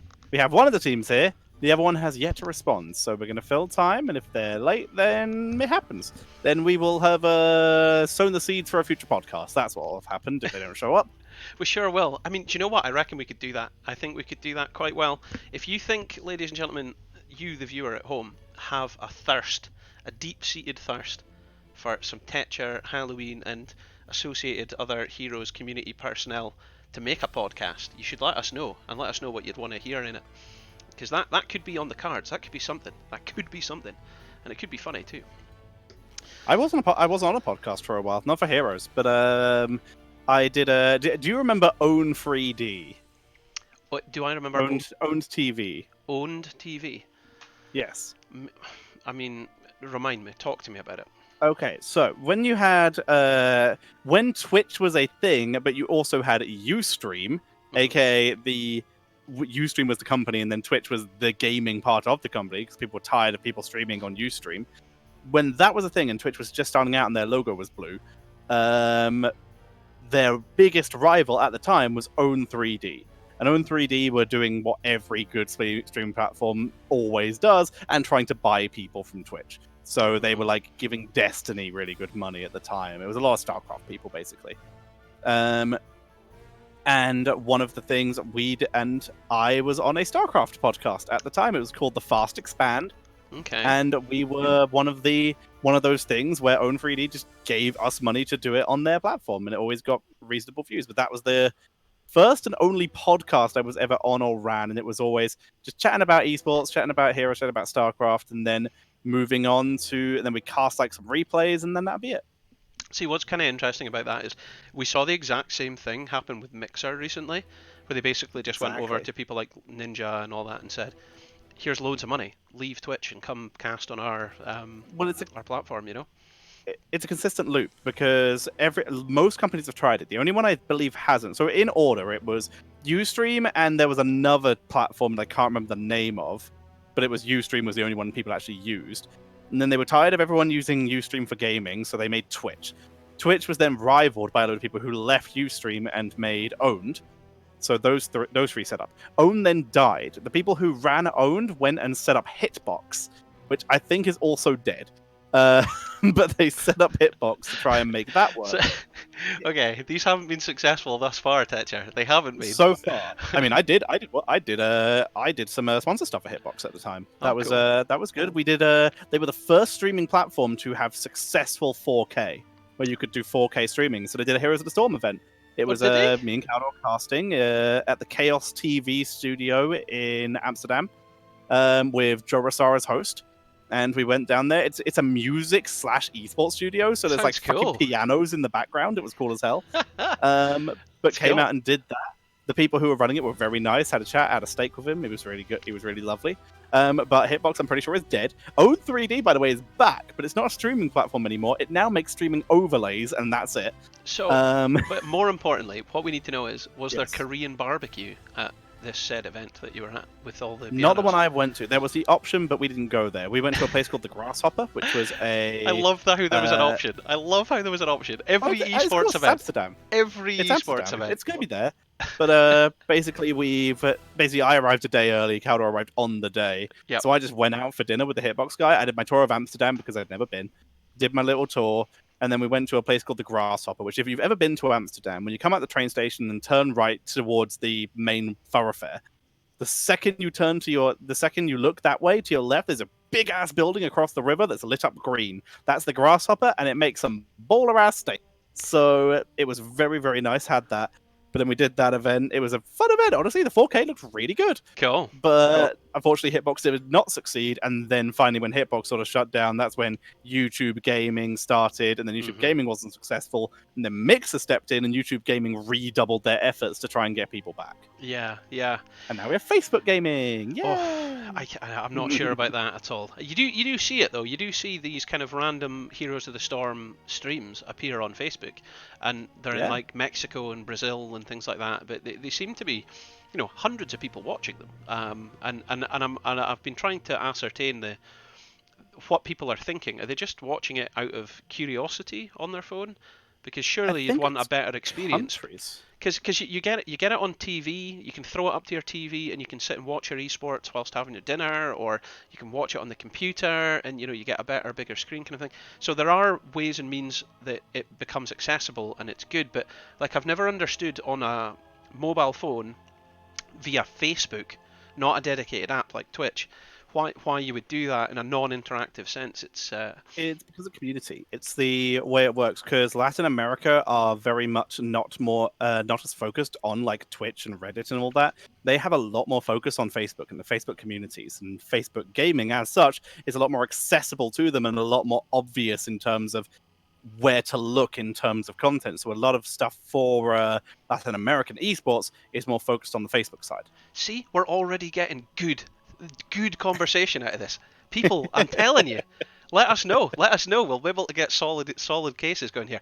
Right, I'm being reliably informed, ladies and gentlemen, that our teams are arriving. Hey! So, as you can see on screen here, we have S tier griefing. They're going to be up against I'm gonna murder this, right? Okay, Eterales. Eterals. Almost like the Eternals, which is going to be a fantastic franchise coming out soon.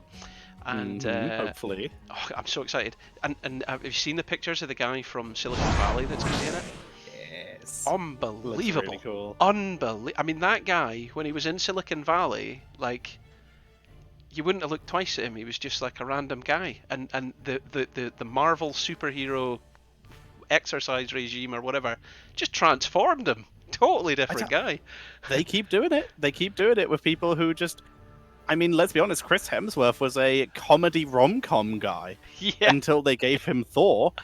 Chris Pratt was a comedy guy on Parks and Rec. Yeah. A show that until recently was only available on Amazon Prime for a while. Parks and Rec is amazing, though. Absolutely amazing. They did a lockdown special as well, which is good. They grab people who are not the biggest and make them the biggest. I mean, we can't ignore the biggest example, Robert Downey Jr.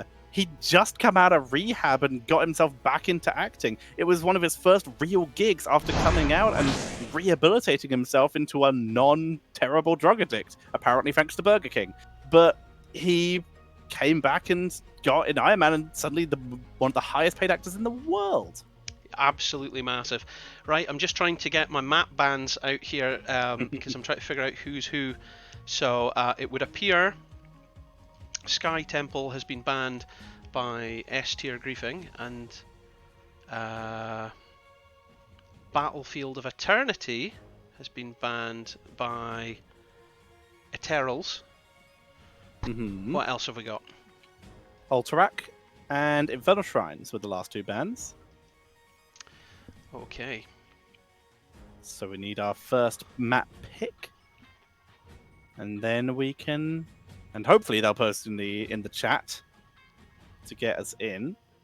So what is the map? What is the map pool in this? So remaining, we have Tomb of the Spider Queen, Braxis Holdout, Volskaya Foundry, Cursed Hollow, Dragonshire, and Towers of Doom. Nice. Okay, good selection. And it looks Braxis! Yeah! That's what I want to see. That's where we're going. Picked by S tier griefing. So that means first pick in the draft will go to Eterals. Hell yeah. Alrighty. So don't caster do the lobby. Not usually. I mean, I guess I can. Okay. That's what I'll do. I'll do that. I'll take us back here so we're on screen whilst I sort that out.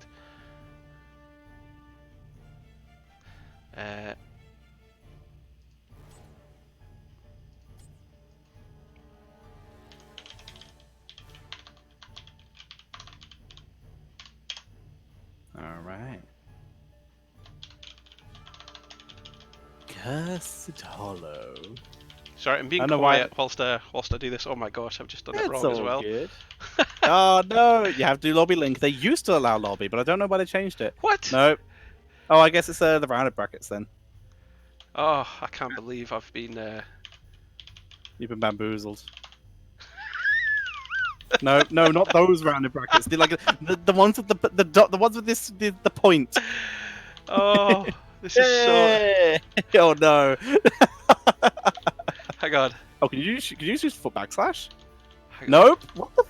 What is this? What is this? It's slash. I thought it was just. I Oh thought it was just the. Hang on. I'm joining off you, and I'm trying.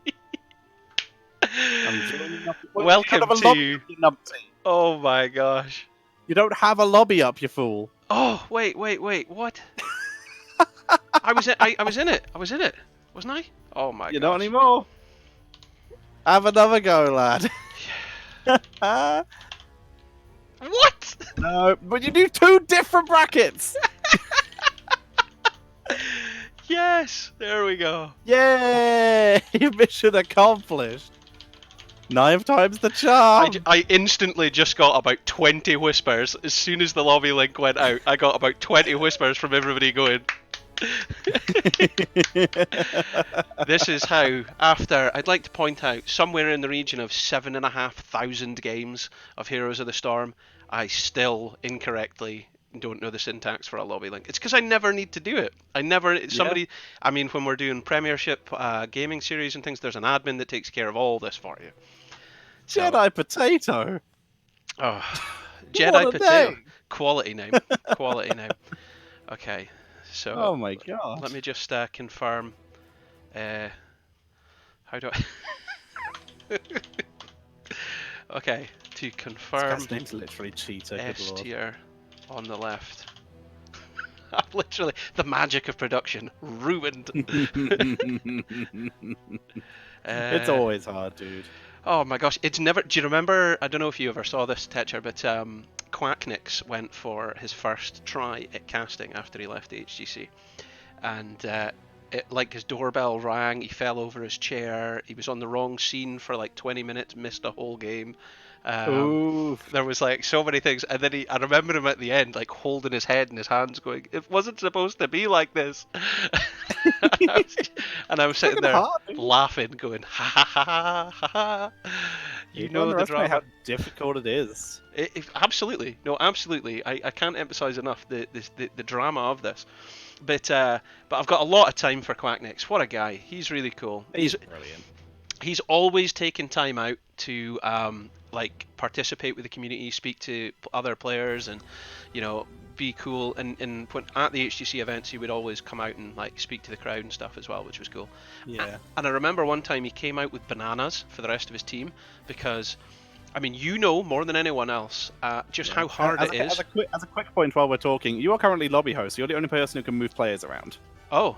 Oh my gosh! Right, let me. How do I? So I just want to bring that up. Click the cog on someone else and give them host. Yeah, I've given it away. Sorry. Thanks for interrupting me. Again, this is the problem. Don't make me in charge. So, right. I'll let them move us about. Okay. Okay, they're doing it now. That's cool. So the thing is, I remember in one of the HGC events, Quacknix came out and he gave all the other teams, all the players, bananas, because I mean, you know what it's like being an esports player in this event. The games are regimented. You've got no time. It's like next game, then the next game, then the next game. Okay, you've maybe got 20 minutes to have a break, then you're back on for another series, and it might be a best of 7, in which case it's like bam, bam, bam, bam. And to keep your head in the game at that level for that length of time can be quite challenging. So, your potassium levels can drop. So Quacknix came out and was like, yeah, bananas, this will make us win. And I was like, well done, look at him thinking like that, I mean, I love that. I mean, there's a conversation between all the casters of what's the best casting snack food? Mm-hmm. It's the exact same for casters. We have to sit there for hours at a time. And I'll ask you that. What is the best casting snack food to just have next to you so that in between games you can just do it so you don't have to run to a fridge or anything? So what is your favorite? Protein bars. There's specific ones that Jabroni used to bring that were really good. There were like salted caramel ones that he got Amazon primed to him, and they were just amazing. I'd have to double check. They're on the thing. I could just reorder them. And he used to make a big deal about this, like Fiji water. He'd be like, "I'm drinking Fiji water." I was like, "Okay," but when we're at during the Masters Clash, it's always sponsored by a particular energy drink that we won't mention just now because they haven't sponsored this cast. But they had to have it on screen. And we were encouraged heavily to crack a can at the beginning of every series, and so it was so hard to drink a monster every series. I just couldn't. Oh no, I've said it now. But it was nearly impossible to do that every game. It was just heavily dramatic. I mean, I get it, dude. That is. I don't know. I've never actually had to do anything like super cheesy for sponsors other than Milan Games Week, where it was the ESL Mobile Open for PUBG Mobile, sponsored by the Huawei Mate 20X10, the Mate 20X10 powered by Leica. And I had to do that at the start of every single round, every time we came back from a break.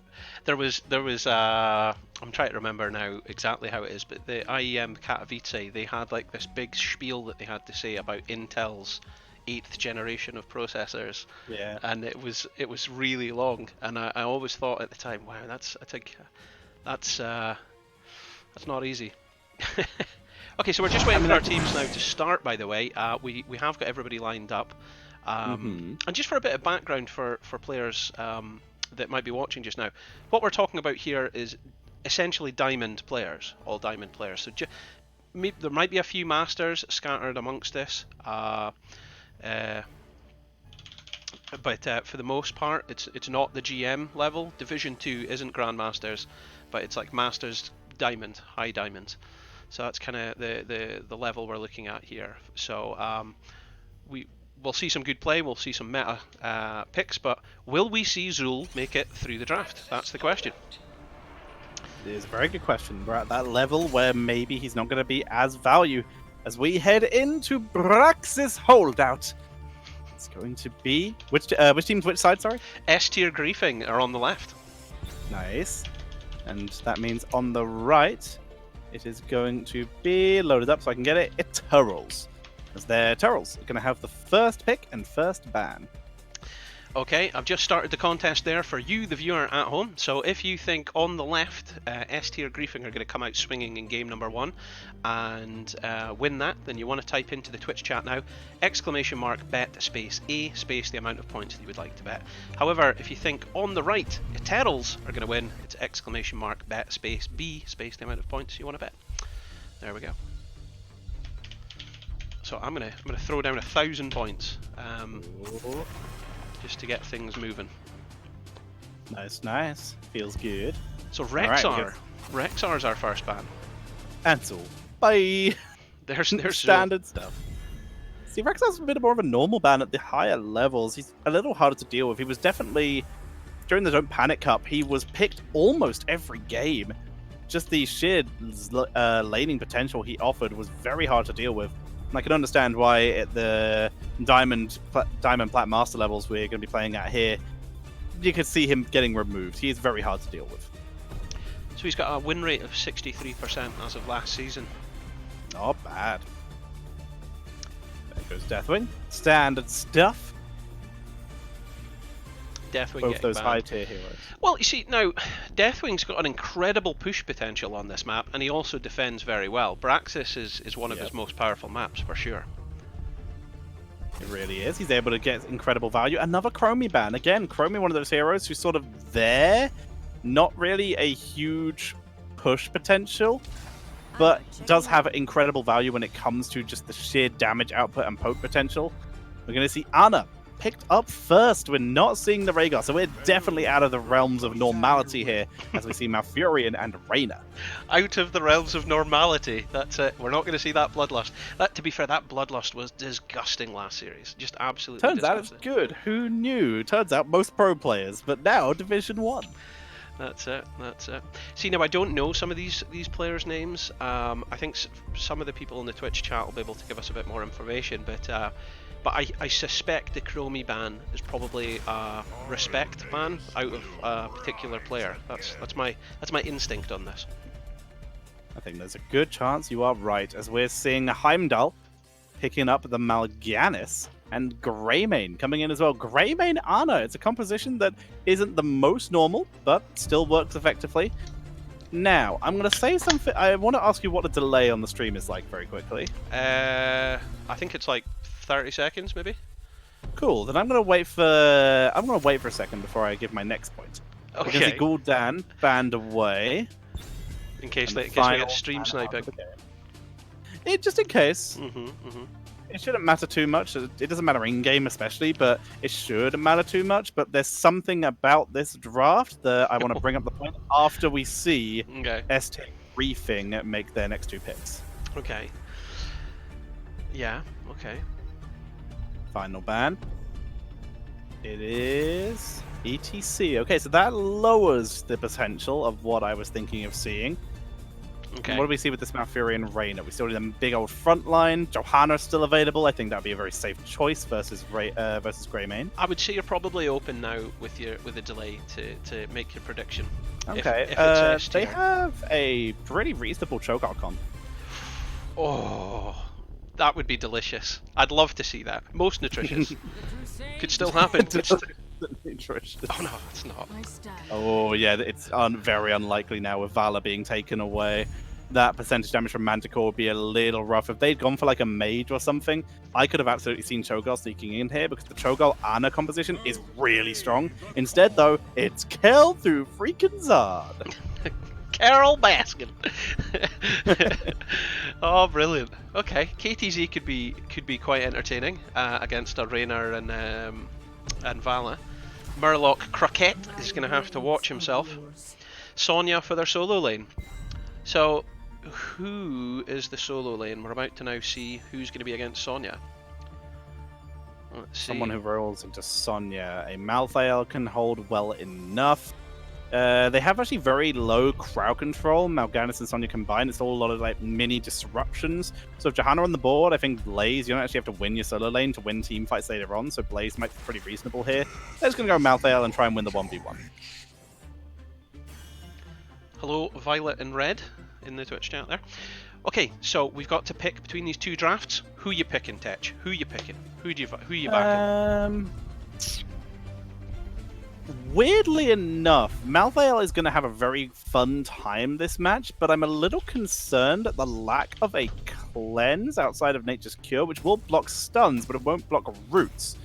Kel'Thuzad that gets rolling should win, but that is so much reliance on one hero that I still have to lean towards S-tier Griefing. Due to the fact that, once again, their comp is the simplest to execute. Their damage output is very high. My only concern is single support Vala against that much burst is very risky, so Johanna is going to have to be working overtime. So you're thinking Malthael might be the deciding factor here? I'm thinking Vala is the deciding factor if she lives. Okay, okay. But if Malthael's the deciding factor in the negative way. I think this Div2 team aren't going to be picking Kel'Thuzad unless they've rehearsed it. I think that he's likely to be quite convincing in his aiming and skill shots. So if Kel'Thuzad's going to hit his targets, then I think it's an open and shut case. Takes two to dodge, my friend. We'll have to see if they're able to play around it, because you can be the best aimer in the world, but if someone sidesteps you, not much you can do. Okay, well, welcome along, ladies and gentlemen. It's game number 1 of our best of 3 series here, and on the left, in blue, it's S-tier Griefing. We've got Blood Angel 77 playing Malfurion. We've got Jedi Potato as Vala. Murloc Croquette as... Murloc Racket. I think I've been saying it wrong. It's Reyna. Soiler as Johanna. And in top lane, we've got Kurzagod playing Malthael. Teacher. On the right-hand side, it is Eterals, with Heimdall playing on the Mal'Ganis, White Noise playing the Kel'Thuzad. We have Leduger.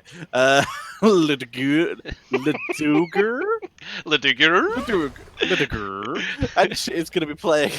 It's going to be playing on the Ana.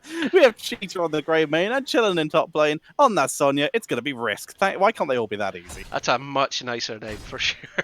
Leduger. You can just see the question mark getting larger. That's just starting to sound more and more like Team America World Police, or the hillbillies from South Park.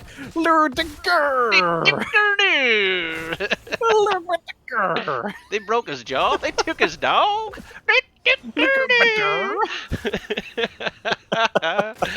Well, having a look at those level 1 talents there, we're seeing Fear the Reaper, giving Malthael that increased movement speed, which could be him.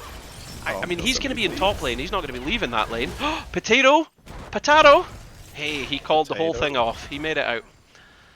Blood Angel coming up to help with the mercenary camp and then realizing, dicks, and rotating around to help his team. And this is allowing, with that low health for Jedi Potato, an attempted invade, but this choke point is really not good. Cheetah trying to turn it onto Soiler in tower range. Heimdall with that armor reduction. He's getting healed up, but the shot from Lodaguri comes out a little too late. He didn't expect to be the one to die there. He invaded thinking, I'm taking this camp and there's nothing you can do about it. And turned out there was. Wow. That was a lot of action for a minute and a half into the game.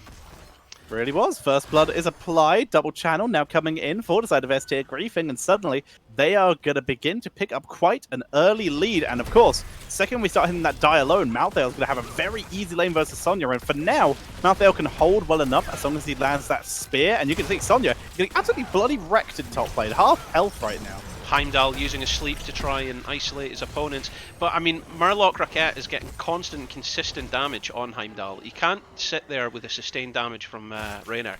It's too much for him. Risk doesn't have Fountain anymore, I think. I think he's actually just screwed out of lane. He's going to have to port back to base here. I mean, absolutely bodied, and that's before Die Alone hits. That is brutal. We see immediately one objective for S-tier griefing. That's a 100 to 0% Zerg wave, and this bottom lane's about to have a really bad day. Yeah, I mean, really, I've got to draw focus to that. We're not, in under 3 minutes, in under 2.5 minutes, it was 100 to 0 Zerg wave, and a kill, and a camp. Yeah, on cooldown at this point. Multi-shot Valor, classic stuff. Die Alone. Sonya's about to have an even worse day. And so far, Kel'Thuz's been landing chains, but he doesn't have the follow-up yet with that ult. And this is exactly what S-tier griefing should be doing. Create an early lead. If you get an early lead versus a Kel'Thuz, it becomes a lot harder for him to come back. If he's able to stay even, and the second he hits that 10, you're in trouble. Down he goes. Not enough globes for that revive yet. Under fort range, Solier takes a lot of damage, but Cheetah may have overextended his, but it's a lot of damage. Valor with the roll. Easy kill. Easy. Easy blood. That's it. And that's 3 takedowns to 0. Showing. Your what showing? My Essex is showing. This is a mistake. Solier staying massively too long there and nearly put himself in danger. Mate, I love your Essex. Your Essex is very charming. Solier is staying way too long. He's really not respecting this armor reduction that the Keep gives. Sorry. Well, I mean, the changes where the bases are more defensive and targeting heroes, people, I mean, they're finding it a lot more difficult. But even with that change, it wasn't enough. And Malthael takes bottom lane. Looks like they're swapping lanes now. The 4-man's going to go top. But on their way top, they're taking their bruiser camp. Their opponent simultaneously taking their bruiser camp. And then we'll see how this 4-man gets on.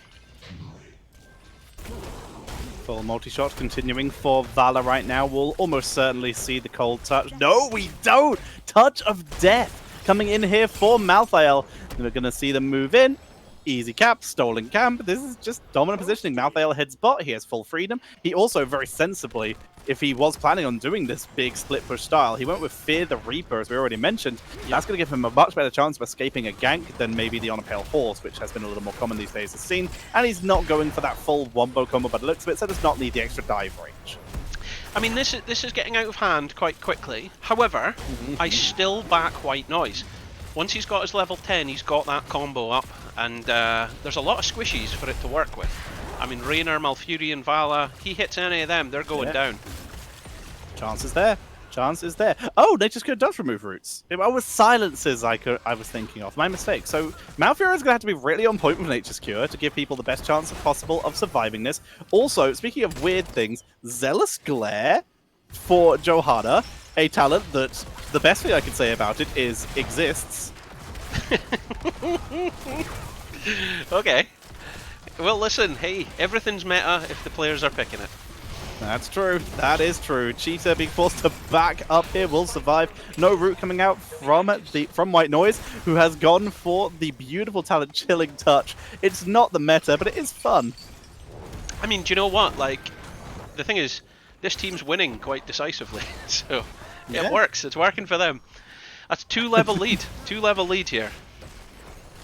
2-level lead, fort lead, structure lead, tower lead. Everything's a lead. They are taking a little bit of damage from the towers, running out of minions. We're starting to see the wave clear becoming quite effective here. Heimdall just eating every heal from Lothar because he needs it. He's taking so much poke from Ballerina. Do you think it's going to be Dark Conversion for Heimdall, or is he going to take the Carrion Swarm? Should be Carrion Swarm. He's going to die if he doesn't. Jedi Potato gets a massive heal from Blood Angel, landing a beautiful Moonfire. Down goes Mal'Ganis. Another kill. Chain misses, and that is the issue. They moved in. Disengage was too good. You said it. You said it. They can just sidestep. In comes the heroic abilities. We've got the Twilight Dream. We've got the Rain of Vengeance, Blessed Shield, Hyperion, and Last Rite. Hyperion is so strong now. It's still worth to pick Banshee from time to time, but as we've said before, new towers means all structure value is more valuable now because they do so much damage and make it much harder for you to push. Hyperion gives you so much structure damage that it's very hard to argue against it sometimes, especially on a map like this with only 2 lanes. Indeed, indeed. I mean, I really need them to get that level 10s. So that they can try and do something here, but they're going to have to do a defense. Heimdall, you're going down. Woo! You're lucky. He's made it out. He's made it out. Get out of there. Dodges the Twilight Dream, which is now on a 90-second cooldown. It's a bad time. A couple of Yamato cannons. You can see that structure damage weakening the setup for another 100% Zerg wave. It's going to be another fort. Question is, can they get more? Because this time they get through the fort before even the first Ultralisk dies. Oh, White Noise setting up a defensive. It's not enough. It's not enough. Heimdall's went in deep. Spike. Glacial Spike. That was the word I was looking for and failing. Cheers. You got me out of that one. It's all good. Heimdall just doing his best Mal'Ganis, aka I could walk in and leave, it doesn't matter. Here comes Risk from the side, trying to make the most out of it. Jedi Potato takes a little bit of damage, sleep onto Solier, but the second he's woken up, he's able to disengage very easily. And they will take down most of the front wall, but the keeps are still alive. But in the meantime, Malthael has been split pushing this entire time, getting more XP for his team to give them closer to that level 13. They're now 1 level away, but finally, level 10 is available for Eternals. Sorry. So what have we got in terms of our heroics there then? We have the Carrion Swarm, not surprising at all, and we are seeing Shadow Fissure go for the throat, classic burst style. No Leap. Leap could have been a nice little turnaround and would have actually been a decent setup for the Kel'Thuzad, but I can 100% understand having that extra body in the fight when your tank is Mal'Ganis. So that extra body in the form of Wrath of Berserker Sonya is going to be very useful. And of course, it's Nano Boost, baby. Nano Boost Kel'Thuzad is just money. It is. If you can hit them, if you can hit your moves, it is money. It's big juice. But what's interesting here, though, is that there's 3,000 points of experience in difference between Sonya and Malthael right now. That's a pretty large lead. It might be more if Sonya dies here. She was able to back up, though. 5-man gank did come down to try and catch her out. But good map awareness. Risk, knowing the risk, is able to back away. Good stuff, good stuff. They're looking like they're wanting to do something here. They're coming in. They are fighting a talent tier down here. Chain comes out. Nothing to link it to, though. Just going to let it run out. Lord Gear, he's hit by the Blessed Shield. Trying to move forward. Nano Boost does come out. White Noise is looking for the combo. Root does not land. Drops the ult. Hits no one. That's a disaster. He's got to get some damage out. Malthael was the first one to fall here, though. Jedi Potato getting focused down. This is the issue with Valor being so squishy. Twilight Dream will shut it down, though, and that will allow Valor for the turnaround. We'll be able to kill off Risk. No! Risk with the counter. Risk gets out with the heal from Ada. And it's a 2-for-0. That was unbelievable team fight, because I was just watching the silence thinking, not right now, that's disastrous. Huge silence, absolutely preventing White Noise from getting his DPS out, but Risk managing to turn it around there was big money. Yeah, Malthael just popped before the fight really even started, and I was like, they can still win this. This is fine. But Vala, exactly the issue we called right before this game started. She is a squishy girl, and with that focus from Risk, with no one peeling for her, that is Vala getting picked off in that fight as well, making it that 2-for-1. And with that, finally, a point is captured. Not even going to get the full channel, though, because no one's top lane. Malthael's up top lane, killing the boss solo. Well, so, I mean, this is it. Do they have a team fight now? 5v4, go for something. Oh, swing and a miss. Yeah, again. Come on, White Noise, I believe in you. I believe in you. Get that money. He needs to land it. He needs to hit someone that isn't Solier. It's not really going to happen, and he needs to not hit he needs to hit Malfurion. If Malfurion's not hit, he again can cleanse everyone out of here with that Nature's Cure. Sonya headed up to top lane to clean out the minion wave, and will finally, with that wave cleaned, be able to make her way up and maybe try and recapture that point. The rest of the team might have to head up as well, because somehow, with that boss advantage, they aren't even able to hold on to bot lane. They got a chain! Pulled it in, damage output, that's it! Raiders detonated here. Twilight Dream comes out for the escape attempt. Vala is at full health and is trying to make the most of it to drop out that damage, but is getting zoned away too hard. Wow. Nicely done. They're channeling. They're actually channeling objective number 2 here. They have points. Powering it's off. more than before. Nope. Well, Sonya's dead. No more points. Malthael's going to be able to head up. Why? Where is he going? Oh, he's grabbing Fountain first. Okay, that makes sense. So Malthael will be able to run up there and cancel that channel before we see the objective going in. It's a 3 versus 4 in this bottom lane, but with Jedi Potato still at full health, it's going to still be a little harder to take these fights. 62% of an objective's enough of a difference for them to feel a bit more confident for once. Level 16 just round the corner, so they are going to be fighting into a talent disadvantage again in a moment. Solier holding it, Jedi Potato looking for a flank. They're even going to bring down Gurzagod. They're going to try and take the fight. Jedi Potato is focused down, but he's able to disengage beautifully with that roll. And they hold the line. No kills unless they can lock down Heimdall for just that little bit longer. Carrion Swarm might have to be dropped here. No, it's already gone. He's going to get the heal with the anti-heal of Mal'Ganis. Is it enough? No, it's not. It was a money cleanse. The anti-heal is good. Nature's Cure absolutely killed Heimdall there, by the way. That was what happened. If you ever had doubted whether or not Nature's Cure has value, you've now seen why. Blood Angel's cleanse there was definitely what got them that kill. With that touch of death, the anti-heal, when you have an Ana as your healer, it's so hard to deal with. That nice little talent choice from Malthael is making such a difference and is really what's allowing him to kill Sonya, who, knowing his opponent's gone for anti-heal, still went Whirlwind build. I'm not tilted, you're tilted. I'll heal myself through this, even when you tell me I can't heal myself. Oh dear, we're going to see the chat, we're going to see the counter to the full objective again, and it's a full 5-man right now for both teams. Eternals realize they can't take fights as 4 anymore, they have to actually win 5-man team fights, and for that, they kind of need 16. They won't have 16, and they might not even have 5 members if Heimdall's not careful, able to roll away, eats a hammer for his trouble. We've got to pause. We've got to pause. Everybody needs a breather. Lag F, for sure. Lag F. Yeah. I'm going to take a moment myself to have a drink. I'm going to have a quick look at quests, see if there are any. Kel'Thuzad has finished Master of the Cold Dark and does have Phylactery ready. 1 stack of Last Rites so far. Oh, well, let me have a look at that actually. Yeah. And 9 stacks of Wisdom Duelist. Oh, yeah.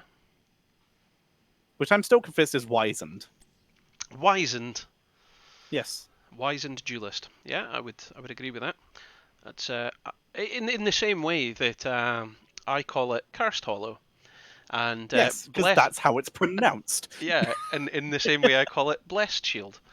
Exactly. But the Blessed or Cursed. And I'm like, no, I think you're right. You see, no.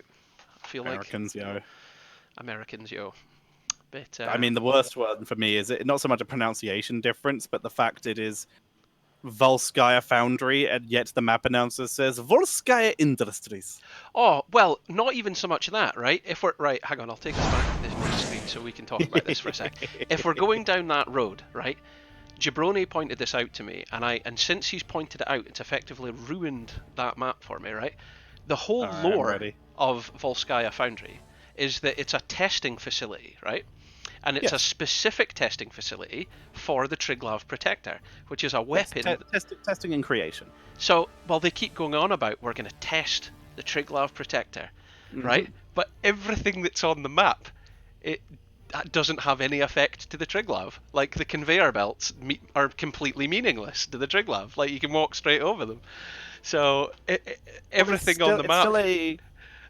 It's still a construction facility as well. I assume the conveyor belts are for that, to move the construction materials, and you do see them being built on the sides.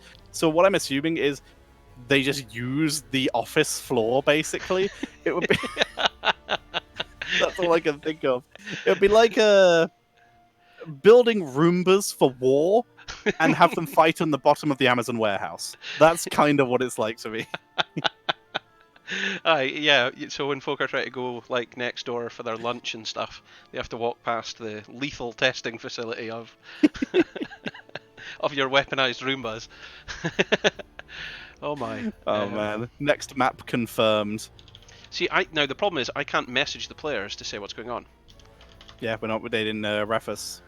Yeah. But hopefully they'll hurry up. Yeah, they can message each other. I assume they're dealing with it. I'm sure it's fine. Yeah, no drama, no drama. If you're just joining us, ladies and gentlemen, we are in game number 1 of our best of 3 here, and I think, are they getting ready? One team's ready. One team is ready, and it's what is it? I'll show you. This is Braxis holdout, and yes, we're going in. Going in, everyone's able to disengage, everyone gets out, everything calms down, everything is all good. So it's good that we started back with the objective being effectively paused as well. So, but Malfiel's already on the bottom beacon, channeling it now. Sneaks it back, double channel. Mal'Ganis will cease that though, cancels that out. And the Turtles, they are in a position where they are on the back foot, but they are going to be able to soak up to level 16 before the next team fight, with Sonya pushing very far up on the objective. Actually, maybe they won't. She's trying to soak it passively and hidden. Going to port back to base to go for that bottom defense, and this does mean they will lose that objective. They were short by maybe 3 minions, maybe half a minion wave before getting that level up. They will get it here, but that does mean the objective will be lost. So that's their 16s coming in. They're now in a position to clear this bottom wave, I would say, before the team fight. Oh no, they're not going to have a chance. It looks like we're going to get the team fight anyway. And they're moving in, rotating all the way down from top lane. They are a number down though. They're going for the full push, but they're still going for that split XP. Mal'Ganis not brought here, which is weird. I kind of think they can just afford to lose that fort in exchange for maybe getting the keep here, but they're so confident with their siege potential with Valor and Reyna. Well, so part of me would have said, run past the Zerg wave and fight him very quick and hard, get that kill. But the Zerg wave does deal a surprisingly large amount of damage, and you've got to be careful with that. Heimdall, Bless Shield, Focus, Anna heals though with the counter stun. Nicely done, making the most of that level 16 talent. But now her Hyperion is coming in. They've taken out most of the Zerg wave already. Everyone pulled a little too far back here. I think they need to move back in. Here comes the Glacial Fissure, and they're going to have to force everyone back. That was an excellent defense there. Absolutely stunning that they didn't lose that keep. Big dive from Risk. He's rooted. Oh! Nice on Reyna. Reyna in full retreat. Gets what? A massive heal from Malfurion. What was that? I have no idea. No, I kind of want to know what just happened there. He went from 5 hit points to full health in like one blink of an eye. Was that a 5-man Moonfire? Is that what we saw? Because that's as close as I could... Oh, he went Paint 'em Red. He got a multi-man Paint 'em Red. All right, okay. That was it. Damn, son. It's not every day. Cool value talent. Yeah, for sure. Not every day you get to see that. That's impressive. I mean, it was a really good counter engage. Damage deals to heroes. Yeah, that'll do it. Eternal's doing a really good effort to play very aggressive here, despite feeling on the back foot. You know, that's really unlucky they didn't get that Reyna kill. They deserved it. They deserved it. I Incredible value of that talent. Able to retreat, staying alive. Reina was so close to getting rooted as well. Malfurion would have been able to pop him out, but that little extra second of being there while Malfurion waits, because of course Malfurion cannot pre-cleanse. So being able to do that, they're going to move in, try to get Jedi Potato. He's of course always going to be the target. He's the squishy, him or Blood Angel. No such luck either way. Risk staying far forward. He's the one who's going to be able to take this risk. It's so much damage, though. Has to drop the Ignore Pain. Massive heals coming out, but there's the last rise. Will take him out. And Heimdall has to bats to try and stay alive. Oh, but they're managing to get... Oh, huge damage. 2 counter kills. Big silence on Heimdall. Why are they ignoring Valor? They just ignored Valor. Is she just standing next to him? They were all dealing with the entire rest of the team while Valor just stands next to him and picks up a double kill there. Completely ignored. Hyperion sent from downtown just to kill off the keep because it can, because Yamato Cannon is good. Yep, Yamato Cannon value there for sure. So, who won that team fight there, Tetcher? Who won that team fight? 100% ST Griefing. They lost members, but they were able to stay in this fight. They won in terms of kills because they went 2 to 3, 2 to 4 actually, because Kel'Thuzad revived, and they got the keep. That was a massive win for ST Griefing. Oh, there you go. There you go. They're 2 levels ahead as well. Of course, they've got their Storm talents now, and that's going to make things even more difficult. No one can stop death, so they've got an extra life on Malthael. Buffed Blessed Shield coming in here. Radiating Faith. They really are going for these quick kills. And Valor, that was too close to comfort. Has decided to go for Farflight Quiver, and I don't blame her. Yeah, Farflight Quiver is fantastic, though. I mean, like, in most games, that's a good talent to take, yeah. Surely. It's almost always the best option. You are right. It is very, very much value. On the odd occasion, you can maybe make the argument for the upgraded Strafe, but she doesn't have Strafe this game. So Farflight Quiver is almost always the correct choice. Yep. Now, the difficulty we've got here is Eternals are probably thinking they're level 20, we don't want to fight them, but they're also thinking we can't lose this objective, so we're going to be forced to anyway. They're just trying to run, trying to soak. Fights being looked for by ST Griefing, but they're going to be ST Grieving any fights because they can't find them. They're trying to chase. I know, that was bad. It was good. I like that you tried. In comes the upgraded Blessed Shield, followed by Rain of Vengeance. He got it! Kel'Thuzad landed it! He got both assassins! You called it at the start, it only takes 1! That's massive. That is massive. They get a third. Risks falling low against Malthael. He can't win that fight. He cannot win that fight. Oh, what? The stun, an amazing heal from Anna. What? Enemy team dominated. They just killed them all. What are we watching? What are we... They're taking boss, and they're right to do so. That's so funny. He would have died if the Nano Boost hadn't given him more damage for the healing. That is hilarious. That's so exciting. That is so exciting. I'm clapping in respect and honor for Eternals, who managed to totally team wipe. Now they're painting the map red. They're painting it red, just like Raynor did with his talent choice. This is amazing. What a turnaround 20 minutes into the game. Malthael burned his respawn as well, meaning he's not available. Honestly, I would have preferred if he just waited and respawned with the rest of the team. He's burned that now. He's got to wait for it to he's got to wait for that cooldown to reload. And now he is going to have to defend this with a Zerg and a boss push. Yeah, but remember as well, that that talent means that his next respawn is 25% increased. Yeah. So that makes it even harder for him. Unless he can wait out the cooldown on one non-stop there. So if he lives for 180 seconds, he can wait. He can get around it. In comes a chain! Huge! Bye! That's massive. They're pushing in hard. They've got the boss. They've got a full Zerg wave. This could be game-ending territory here, even with KTZ about to sacrifice himself. Twilight Dream is good. Nano Boost is down on Kel'Thuzad. He is taken out. It's a 1-for-1, but down goes Malthael. No one can stop death. Not available. He will not be here for this revive, but the boss still at full health. The shield is evaporating here. It's down to Murloc Raquette, the only damage dealer left, but he's being zoned way too hard. Easy win coming in. Massively difficult in the early game, but that final push was brutal coming in from Eternals. GG! Right, that's the kind of action I'm looking forward to. Yeah. Big W for Eternals. I mean, yes! Yes! They were so wildly behind, and then turned it, spin on a dime, as they say. Wow! Between us, we could not have called that game more right.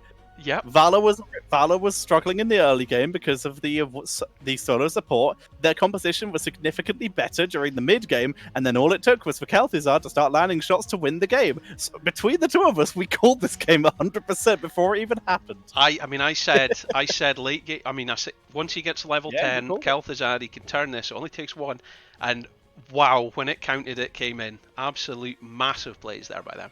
Yes. The flank on their side of the map where he got Vala and Reyna together, there was never a hope after that. That was such a massive snowball. That was huge. That was incredible. Oh gosh, that was dramatic. So of course, an advantage goes over to S tier griefing now. They get to choose between playing. Oh, hang on. Thanks very much for following there, Sergeant Johnny. Hey. So yeah, he gets the S tier griefing. They get a choice between first pick in the draft or map choice, and they're saying that they want first pick in the draft. So battleground choice goes to Eternals. Let's see what we get. Damn, dude, that was crazy. That was ace. If that game's anything to go by, this might be the first series we've cast together that will go to a game 3. Yes. I'm looking forward to it. I'm hoping so. So I'm just waiting for this choice to come in. Yeah. It's going to be... Your phone really is not letting you spell out the team name. Thanks very much. Well, it was because autocorrect was coming up and I couldn't fix it, so I just said, whatever, just go with it. We've had... Do you know what? This has been, I think, our third series where we've never had a smooth set of production yet. We've always had something. But it's good fun. That's true. Adds more character. It does. I mean, I've been having a wonderful time, and I haven't crashed out completely this time, so that's nice. This is true. That's an improvement. This is true. We lost you for about a minute in the last series, but that was okay. Yeah, it fixed when I turned off my webcam. Like I said, being here in quarantine is a little bit rough. We've been avoiding the Backstreet Boys reunion tour, and as such, everyone's at home and using the internet, which makes sometimes lag happens. Hang on. I feel like I need a lot of follow-up questions about the Backstreet Boys reunion tour. So mentioning a certain something results in demonetization on YouTube, and in some people have been reporting it on Twitch. So mentioning a certain something results in people losing income through ads and stuff. Oh. So what was invented, again, I think this might have been the Game Grumps who came up with this, is instead of referring it to it by its real name, are now referring to it as the Backstreet Boys reunion tour. It's sweeping the nation. Oh. A lot of people are going to the beach, and you'd think maybe you'd be just too distracted by the beach to get those Backstreet Boys reunion tour tickets, but little do you know, they're at the beach too. You can get them at the beach. Right, well, hang on. Right, what I'm going to do is, whilst we wait for the teams to pick their next map, I'm going to see if I can put an advert on. Right. Oh no, you should be able to do it. It's just the amount of money that comes from it should be lower. Also, the advert is for Backstreet. That would be amazing. Right. But yeah, no, it won't stop you doing adverts. It will never stop you doing adverts. It's just a situation of less income from those. Oh. I've messed it up anyway, so it doesn't matter. Right, so we're waiting for our team to sort it out. So yes. So yeah, there you go. That is the Backstreet Boys reunion tour. Did you know you can have traces of Backstreet Boys reunion tour tickets on even metal and handrails for up to 3 days? It's crazy. Right, I've managed to run an ad. They're taking a while to pick their map. Jeez, team.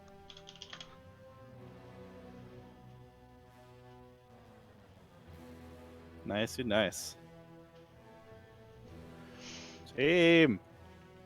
Yeah. Team. Hello, everyone who is subbed to Halloween right now who cannot see this ad. Thank you for supporting your local casters.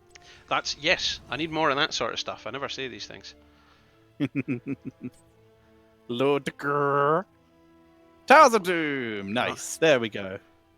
Okay, so I'll take us over here, and in the next 8 seconds, when the ad finishes, I'll be able to explain what's going on. So, 3, 2, 1, and you're back in the room. You're back in the room. Nice.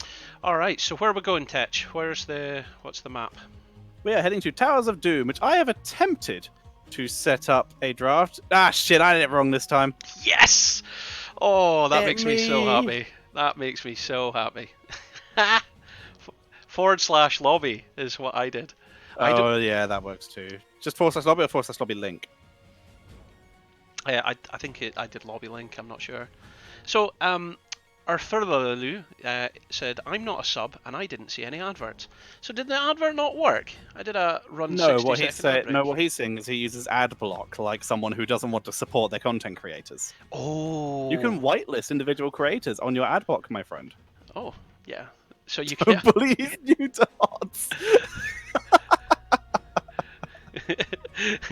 Wait, are you getting called for not knowing how to... Yeah. That's brilliant. That's it. I love it. Oh, wait, are you the host? Swap the host. Get rid of it. Also, we should be on screen. I'm forgetting to put us on screen. Welcome, ladies and gentlemen, to Queue Simulator and Lobby Simulator, where we spend extortionate amounts of time figuring out how to send lobby links and get people into lobbies. And we're good. I need to remember who was which side. Heimdall was that side. Blood Angel was this side. Lurdiger was this side. Risk was this side. Oh, you're so good at this. You're so quick. Tholier was the other side. So who the hell was that side? Gurg. White Noise was this side. So White Noise swapped with Gurzagard. Is that right? Did I do that right? It's impressive. It'll be better if you let them look it over at the last second, because you have to set who's first pick and whatnot as well, because I have no idea.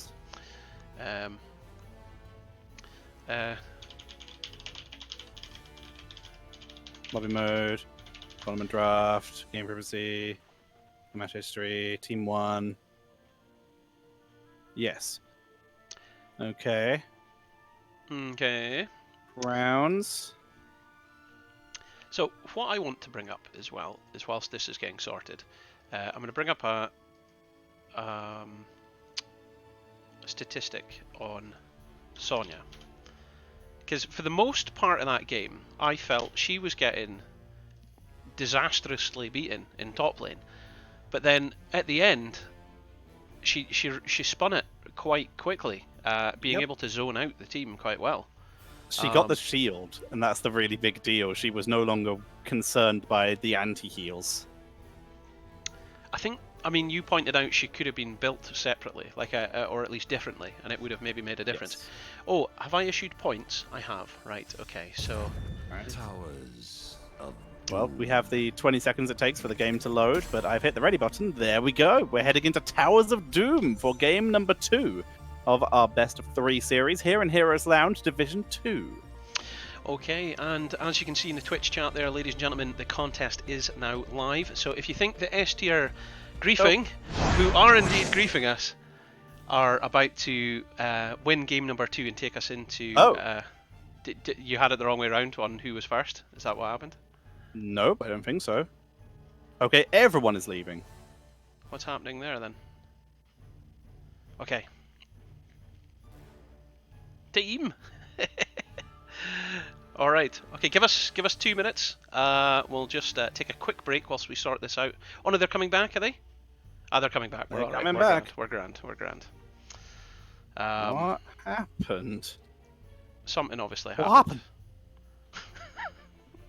Something obviously happened. Bug. Oh, it was a bug, okay. Oh. I'm going to set myself to ref as well while I'm here. That's a good idea. Happens here and there. Okay. Are we all back in the right place? I think so. So, do you remember... I'm going to ask you something, right? Because I was speaking about this the other day, and I didn't get a chance to mention it on stream. So I was thinking about this, and I'd like to do it. You know how there's secrets on every map? Mm-hmm. And, for example, one of the arcade machines on Braxis Holdout, you can tap the Samuro game and it'll bring up a projection of Samuro. And that was how they revealed as an Easter egg that Samuro was coming before he was released. Yes. And on Towers of Doom, when you die, you can see the spirit angel that revives people in World of Warcraft there, but only when you're dead. Yes. There's like a little trick like that on every map. When they reworked and brought back some of the maps, certain things have changed. Like, for example, there used to be a wolf that you would put a thing over, your cursor over, and it would say the dire wolf. I think that's what it said, the dire wolf. And that was on Dragonshire. But is that still there? I mean, there's all these. Yeah, Little King's still there, I think. No, I think he's gone. Yeah, so do you know what I mean? Like, there's these sort of things.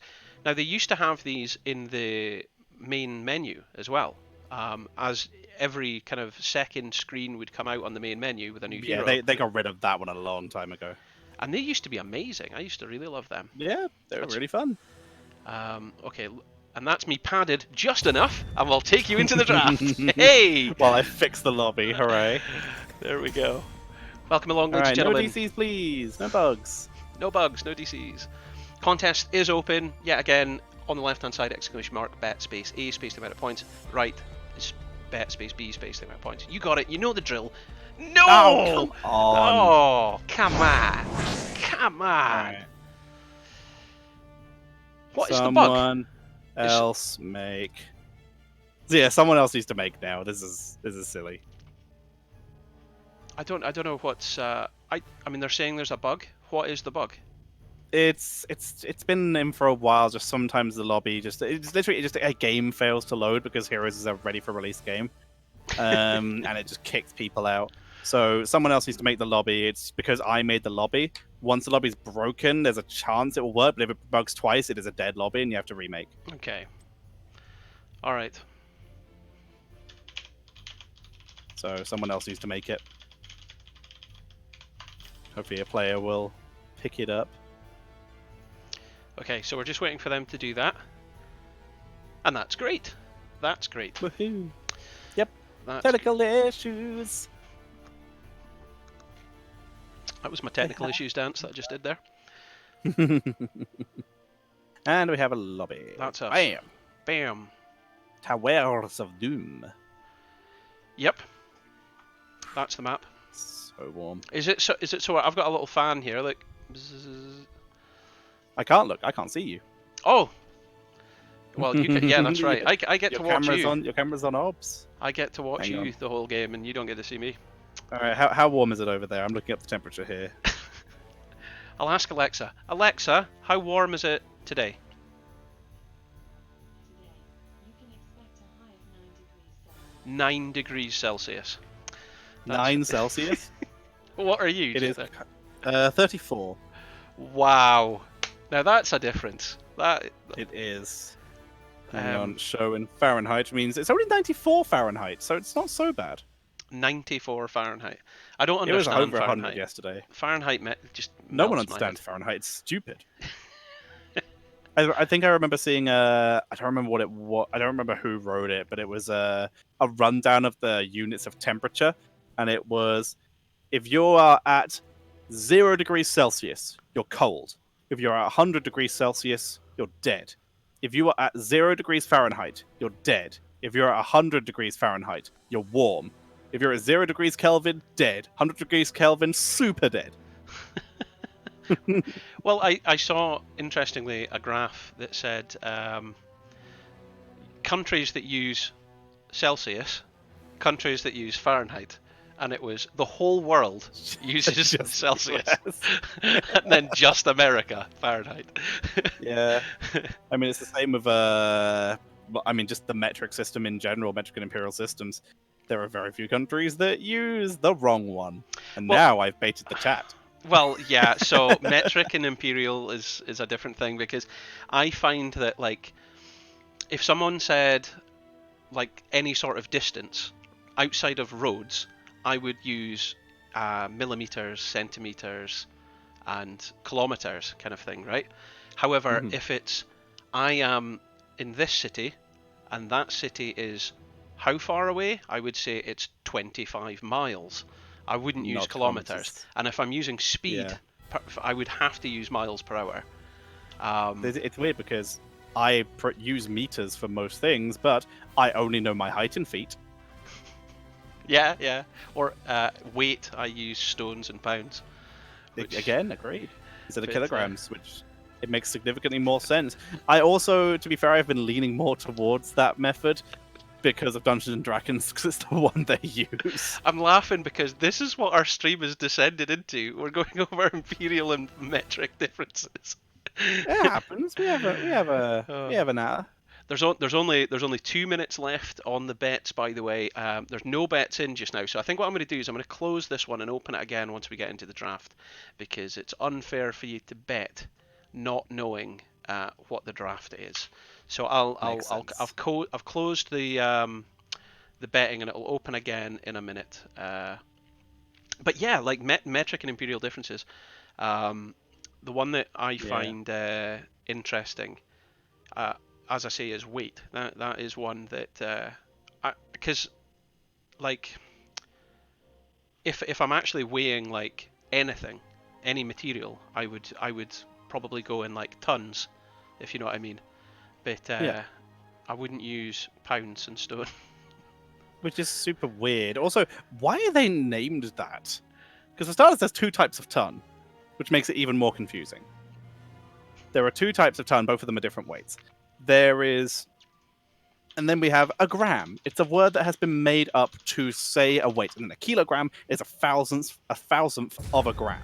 Towers. Yes! Why are several pounds a stone? Here we go. We are in, ladies and gentlemen. Welcome to game number Finally, 2. Hopefully. Yes! No DC, please. Please no DC. Please no DC. Here we go. Yes! Nah, it was after this last time. Was it? Was it? Once the first ban comes in, we know we're good. Am I too early? Am I too early? You were too early. Yay! Chromie's been banned. The Indies. game hasn't bugged. Quick. That's it. I'll give you a few dabs. Right. I'm going to start the... Thank you, 2017. Glad to see you're still hanging around.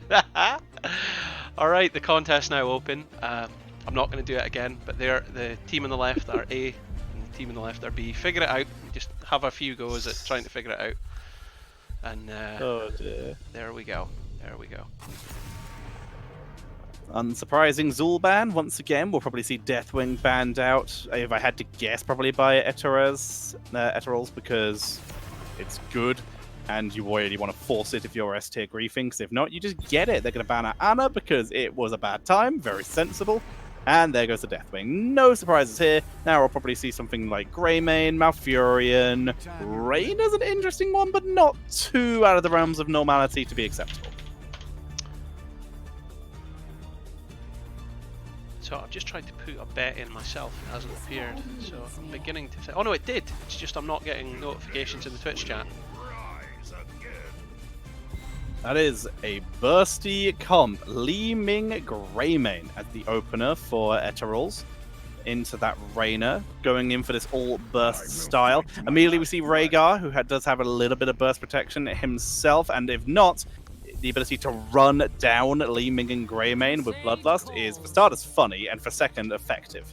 Well, the thing is, I mean, Murloc Rocket got fantastic, or rather Raynor, because I don't know if it was Murloc Rocket that did it, but Raynor got fantastic value with that painted red last game. I mean, it was possibly the greatest Raynor heal I've ever seen, ever. The 90% of his health returned. Yeah, that was pretty good. I mean, an ancestral heal wouldn't have been better than just one penetrated ground. Hell yeah. So, How the mighty are full. There's KT getting banned. This could be a Bloodlust game. Is that what? Did you think we're going to see that? Yeah, honestly, it's still the better heroic. My only concern is Li Ming Greymane a burst heavy, but if that's the case, then you're relying on almost a second long wind up for an ability, which means you have to take the lightning shield, which everyone's doing anyway, and I still don't understand why.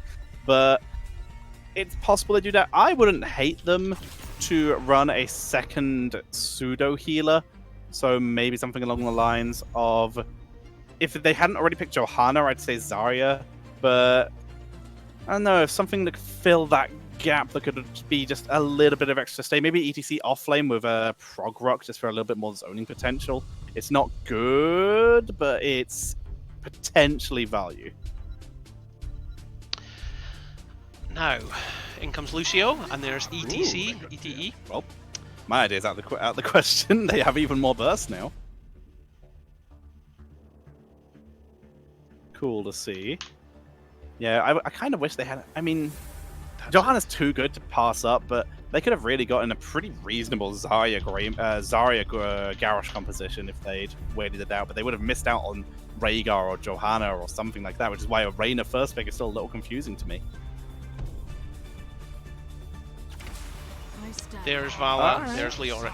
Leoric's famously powerful on this map. He can wraith walk between top and mid and keep that split soaking quite well, which allows you to then have a 4-man to dominate the bottom lane, which, as we all know, is the most important lane. You've got those 2 sapper camps, you can easily take the fort.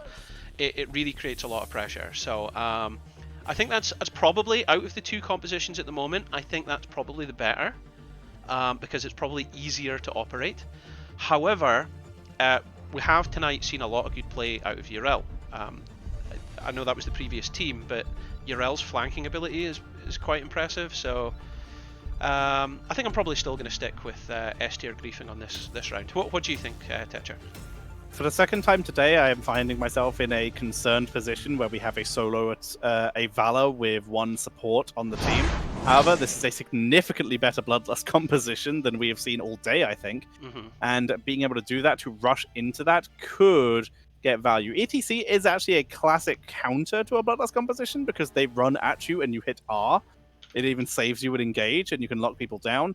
But again, like you said, the composition is significantly easier to execute. There's solid counters, solid everything. It's a simple, effective draft from the side of S tier griefing with a bit more emphasis on execution for Eternals.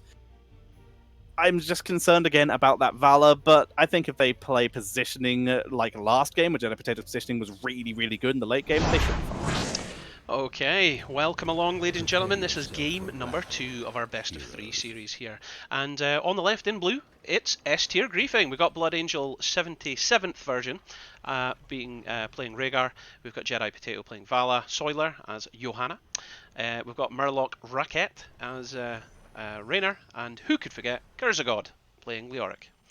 Is there a chance it could be Merlo Raquette and he's just really likes wine and crackets? I hope so. I deeply, deeply hope so. Alright, on the right-hand side, it's going to be Eterals with Heimdall playing the ETC. White Noise on the Yrel this time, interestingly enough. Cheetah's going to be on the Li Ming. Lurdiger is on the Lucio, and Risk is playing the Greymane. So yeah, they swapped White Noise, the Kel'Thuzad player, onto the elf lane this game. He just wasn't hitting enough chains, so they don't trust him on the dips. Yeah, you won the game, but did you win it enough? Demoted. That's it. You didn't win it enough. Get off of there.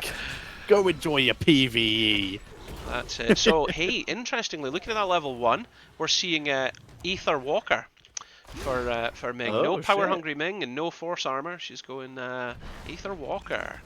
So Aether Walker, kite-based build. We've seen it a little bit, very much more focused on Q and massive delay tactics due to making magic missile builds a little bit more effective, as the amount of harassment you can do is insane while staying in a safer position. It is uncommon, but it has a place. Another time that is interesting, though, Party Mix coming in for Lucio. Shout out to the Twitch chat asking, what division is this, Tetcher? Well, I think this is Division 2. Division 2. Correct. So we're talking Platinum Masters here. Diamond Masters. Diamond Masters, that's what we're looking at. I'd say Platinum Masters. There might be a couple of plat players in it. I don't think there is. Not in these 2 teams. Fair enough. Understood. Solia going to be pulling back a little bit. Both teams with their objectives already up. No level 4s yet, so no extra damage from Vala with that punishment, so she's really reliant on her own damage already. But already a massive push-up, Li Ming and Greymane with the extra harassment and a numbers advantage they're able to hold. But Solia is able to hold this lane very easily, and that allows the cleanup. So neither team gets mercenary value yet. Oh, Gersa God. Flee! Flee! Oh, denied! Are they going to get the kill, though? And they do. That was worthwhile. Very good play here by Eterals. Now they're starting to look like the more aggressive team. This is what it felt like against them in the last game. At this point in the game, 2.5 minutes in, they'd lost a camp, they'd lost a life, they'd lost 100% of the objective. It was looking disastrous for Eternals at this point in the game, last game. Triumvirate coming out for Li Ming. They are going for a maximum harassment-based build. Aegis of Light for that extra protection from the Yorel when she actually joins up with the rest of the team. And Leoric sticking with the classic Neil Peasants. Not really looking for teamfight talents here. Wants to get that double rotation that you called at the start. Top mid, top mid. That's what you do. But I mean, there was a huge difference in experience on the side of S tier griefing solo laner, if you remember. When he was playing Malthael last game, was he not like thousands of experience points ahead? I think he was. He was able to soak a lot more effectively as Sonya was forced to join the team quite a lot. Here's where we're going to start to see Cheetah's build coming into effect. Maximum poke here, extra damage coming in from that Aether Walker, empowered missiles, and with Triumvirate, maximum cooldown reduction onto that Arcane Orb. He's going to be able to poke from range very effectively, and that's going to put a lot of pressure onto Rhaegar. Oh, there's a taunt coming out! That's surely a mistake. Oh, Solier, you're going to die for that one. Risk goes in. Gonna live! Risk gets punished! The bait is real, but there goes Raider finally dropping to Cheetah, who's finally kiting out Goddess of God. Trying to hold the line. Both shots have been taken up top, one for each team. Misclick, by the way, is what we are being told. Heimdall is overextended a little bit. Orbs are coming in, but it's both the front lines is what it hits, so it's not nearly enough damage. Heimdall will escape. Cheetah, though, he can't get close enough for any more to die. He tries to go over the Aether Walker, but he will be punished for it. He will teleport away, and he will live, but the objective oh, I thought he had it. I thought he had it. Oh, it's a swing and a miss with Cheater's Orb there.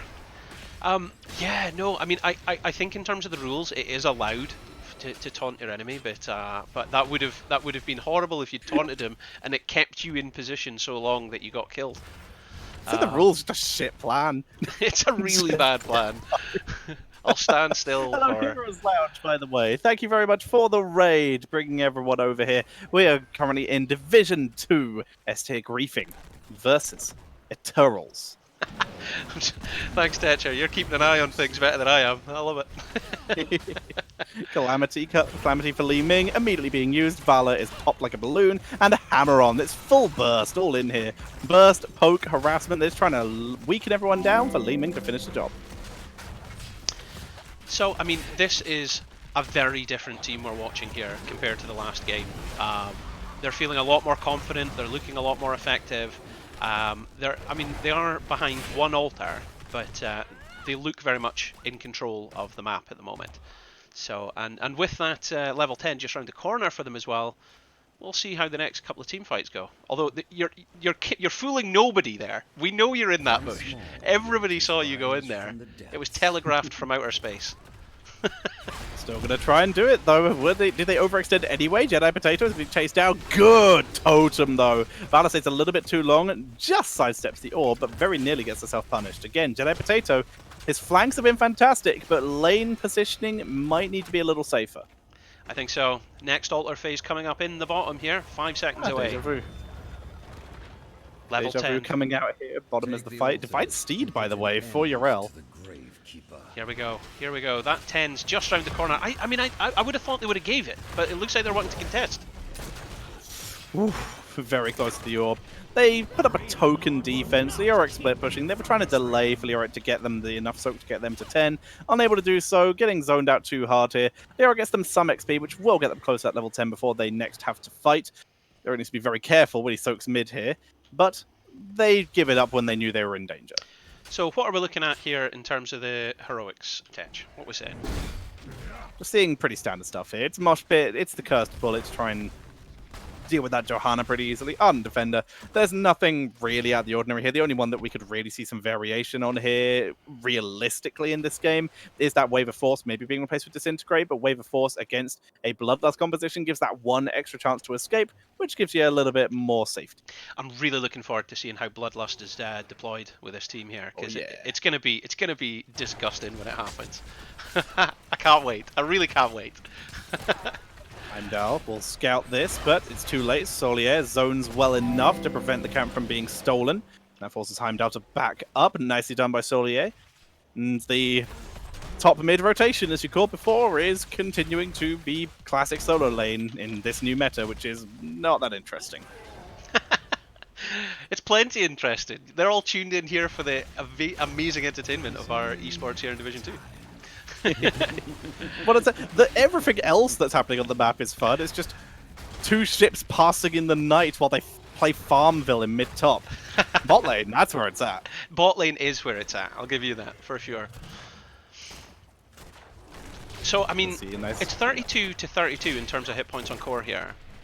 If I had to call it right now, I wouldn't know. I really wouldn't know. It could go in any direction, this. Curse of God, however, swing and a miss with the Entomb. Out comes a Bloodlust. He cancelled the Entomb too early. He really had separated Greyman from the rest of the team, and all he's done here is regroup them together. Good interrupt onto the mosh pit, though, putting on that 10-second cooldown. Picks up one kill, looks for Heimdall. Can't catch him, though. Mavardant defender, everyone else will disengage. Greymane tries to look for the turnaround, and he's bitten off more than he can chew, though, with Valor with an extra speed boost from Hot Pursuit. Picks up the kill. Cheetah, Calamity looks for one more, but the health is too high and gets punished for it. Wow! I mean, I never saw that coming. I never saw that coming. They win the objective, they get a triple kill. It's looking good there for S-tier gaming. S-tier griefing, sorry. S-tier griefing. Also, Hot Karis, if you're able to fix it, please do fix Nightbot, because I'm aware that it keeps calling Tetcher Jabroni, and he isn't Jabroni, as much as he may wish. You just have to log in via the Nightbot website and you can change it there. I'm sure there is a command to do it, but I don't know what it is. If anyone knows, it'll be Karis. Fair enough. Giddy up on Reyna. Maximum mobility. Ominous Wraith here. Going with the maximum rotation speed and the big interruptions on Leeming Greymane. Ominous Wraith is pretty freaking good. With bot lane being held, are they going to come in for the defense? Yes, they are going to zone away with the quick blinding light from Solier. They're going to bring everyone in and take a 4v3 for the defense as Rhaegar is only going to just arrive. That's him here now. 6 seconds away from another Bloodlust potential. They do have Entomb up if they wanted to slam it down, lock somebody into the chair, and then perform some sort of surgery. Bloodlust is back, so they would be available. Is that what we're calling it now? Donating the blood donation office? They're going to commit a transfusion. There we go. It's the Bloodmobile. There we go. Bloodlust in the tomb is the Bloodmobile. That's it. It parks outside your house, steals your blood, and leaves. Soiler looking for an option. He's not going to get it. But they're poking their way away on this fort, and it is losing its health quite rapidly. I realize Blood Bank is better because a mobile moves. Yeah, it's a blood bank. It's a blood bank. Bot lane gets a little bit of harassment. And we're going to see the zoning. It's a double objective here. Valor is going to move down to bot lane to zone it away as Goes a God eats a hammer. Nice dodge by Blood Angel. Moves in, dodges Heimdall, but it's going to get a bit surrounded. Drops the Bloodlust for the escape. The mosh pit comes out, but again interrupted instantly. Great wave of force there as Lord the Girl is kept miles away from the rest of his team. With Sand Barrier already down, has no protection as Risk disengages. White Noise right in the middle of this battle, looking for an exit. The Auric wraith walking his way back up. Curse of God, swing and a miss. Oh. It's all they're posturing. They're posturing now. Both teams not willing to commit. Curse of God's going to start channeling. Oh, had a bit of lag there. We're okay. We're okay. In comes the flank from White Noise. The flank's coming good. in from the side. He's got a great double stun here. Cursed Bullet is whiffed though. Unable to land it, and with that they're forced to disengage once again. Mosh Pit this time is set on the full cooldown. They try to go onto Solier with another great interrupt from White Noise with the great flank. Ominous Wraith hits absolutely everyone. Massive damage reduction, but they don't have Valor here. It's a 4v5 because Valor went for the Fountain and Gurzagon stayed way too long using his Ominous Wraith for damage reduction as opposed to escape. He gets taken out. Well, I think he was thinking, I've got the blood bank back in about 3 seconds. I can drop it, but he didn't. Yeah, Bloodlust was already used as well. Can't have a blood bank without the blood. This is it. A house. It's just a house. It's just a bank. We're going to see the Mercs picked up here. Shots are taken. It's 23 to 28 right now in favor of S-tier griefing, but that was a little bit of a wonkier fight in that last run. Okay, it's level 15 to 15. It's 4 takedowns to 4 takedowns. 28 to 23. It's still, as some would say, even Steven.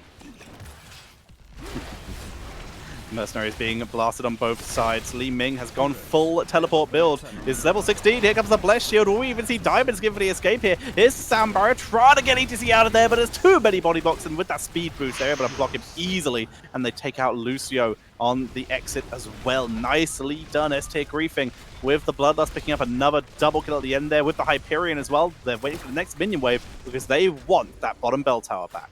That's Mirror Ball getting picked up now by Cheater. That's going to be a huge damage bonus. Yep, it's Blink, Mirror Ball, Blink, Mirror Ball, Blink, Mirror Ball. It is, again, still massive poke build. Not going to see the classic Diamond Skid full teleport build this time. It is memes, but in this case, it's a much more sensible composition of trying to stay out the way and do damage from range. 3 altar phase at this point here, 13 minutes into the game. So, I would say this is a more powerful position now for S-tier griefing. They can potentially take bottom and top left, but I feel like White Noise is going to poke and prevent them from taking it easily. So it's gonna all hinge on Kurzagod here, I think.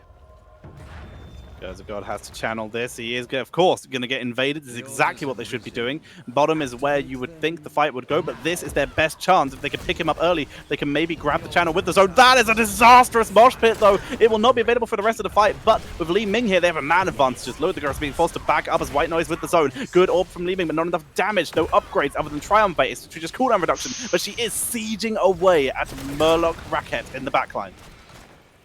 I'm being told by some of the viewers at home the blood bank has been closed because of COVID-19. So Solier trying to get out. Blood bank, like you say, his clothes not available, but Leoric is draining away. He will be back pretty soon here, and they have zoned. They have been able to hold for the moment, but everyone is still here. No one died. They can still take a 5v5 if they want to take the risk. But Leoric is about to respawn. Rhaegar has Bloodlust. It's going to come in. There's the Bloodlust. We can see Leoric moving forward. Great sound barrier. But there is the Entomb. Completely trapping the support. ETC with a massive stun, though, which allows Greymane to pick up the first kill of the fight. Cheater's still alive, so Ming resets are still a potential here. Soiler's having to back off. Jedi Potato can't step up without his tank, so Soiler's capping. Kurzagod goes down. They're going to come back in, but it's too late. The altar's been taken.